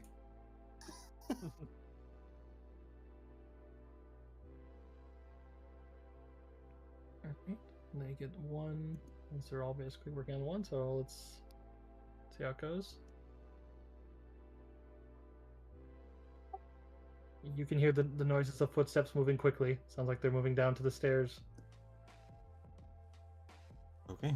You also hear really garbled voices. Garbled voices.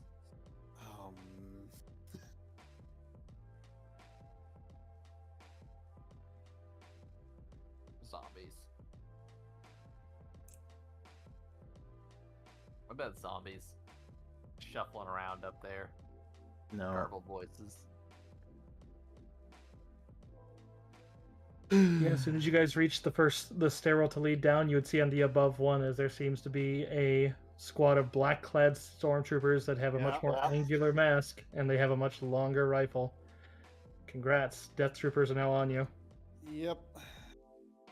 Those aren't zombie troopers, are they? Nope. No, they're the ones that you saw in Rogue One that have the extra long one. They're very, very, very lethal. For out of character context for me, these are my favorite Imperial units. They're terrifying.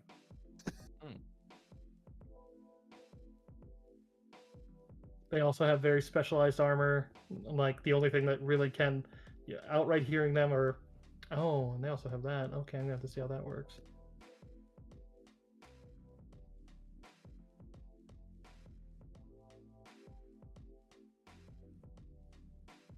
All right, so we're gonna clear this out. Are you guys just trying to flee? Were you taking anything out of the area? I'm not grabbing anything. I'm trying to get my teammates out of here. I'm just going with Miri so they're safe.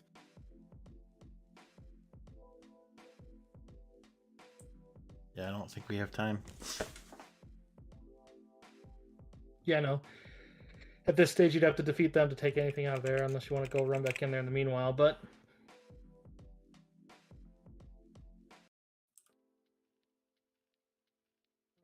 see if I have a map here for you.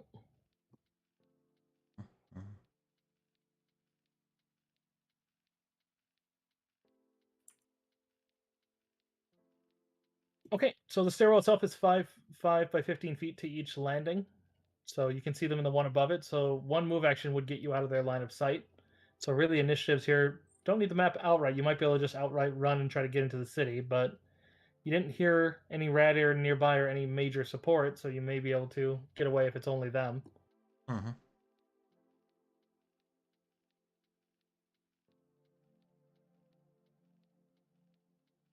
So I guess this will come down to initiative between you and all 6 of the Death Troopers. There's a squad? Oh my Full God. squad, baby. They even got a commander here. Holy shit! Oh, that's so dope. We need to leave.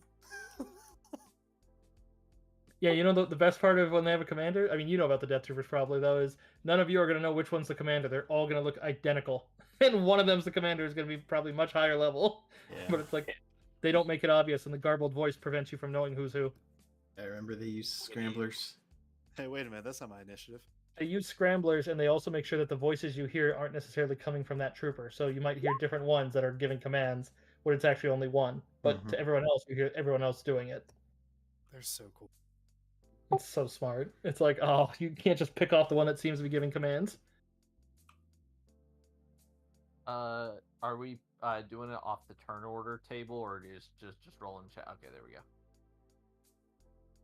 I might just need to hand add you guys again here, because we're kind of theater of the mind, because if you escape, I don't need the whole map. And also the map I need is literally a tiny grid. So it's like... Could you mouse over my roll for turn order? It's now adding a 9.059 repeating. Okay. On the end. It is. What the fuck is that?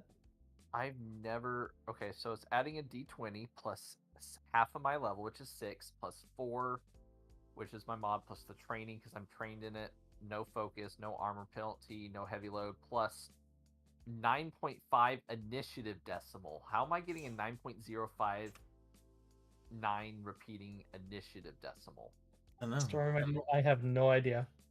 So maybe subtract out 9 off of that manually? And then that should do it. So I should be like a 27 on here. Here, let me change that. Okay. 27.06. Here, let me add a 0.06. 0.06. That is odd. Another bad thing about the troopers. They all roll and then take the highest initiative, not even the lowest. Ugh. They roll as a block? They roll, but then they all can share. They have both move together as well as the ability to then act together, which are 2 talents that are in the trooper tree that basically allow them to take the highest initiative of the order, and then the whenever one moves, the rest may take an immediate move up to half their move speed as long as they end within 3 squares of whoever just moved. It doesn't subtract from their movement, but it does mean that they're basically like doing the whole power SWAT walking down the stairs. They're so cool. Yeah, we need the guy with the bombs right now. Guy with the bombs would be great. Just because this is a very scary fight and also a very fun fight, maybe we should end a little early because it is 10:30. It's a nice setup spot, and then it also means I could potentially maybe have the computer back by next week, or maybe find some time to set up the maps. That would be great. It That would also be leaves nice. chat on a nice little cliffhanger. Maybe we make it out, maybe we don't. Right. Yeah, if anyone wants any interest, I know it's on YouTube in a couple because we used them to model for our voice mods to do the exact same thing in our roleplay group when we use Star Wars.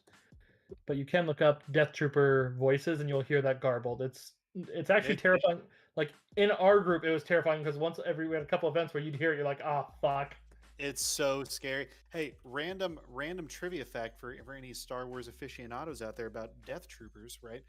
They have to be either through natural means or through genetic or cybernetic implants 6'5", and they are also meant to be the absolute cream of the crop of the Imperials. Like you have to be like the shit. You have to be the shit. Oh, they're so A scary. bit deeper. They also have enhanced voice or breathing masks that are basically like all those gases that like eat up your shit. Yeah, they can just walk around that just fine.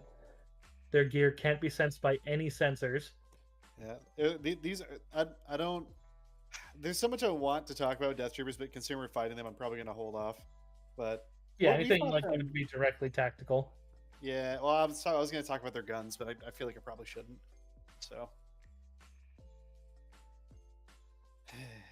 they're so cool. Like they're my favorite Imperial unit. You knew they were going to show up sometime during this. It's the right I time for them to absolutely be do. enforced. Yeah. And also, anything related to a major Imperial project, they're going to be all over it. Well, as soon as you started talking about rapid response teams, I was like, okay, we're going to come across like Coruscant Guard, like we're going to come across the red baddies, and then we're also eventually going to come across death. Like, there's no way we come across one and not the other. There's no way. It's like Death Troopers are like here and abroad. Like it doesn't matter. Like they're here to neutralize threats, especially with ISB. Like Yeah, they're they so cool. work with the ISB a lot, I think. It's so dope.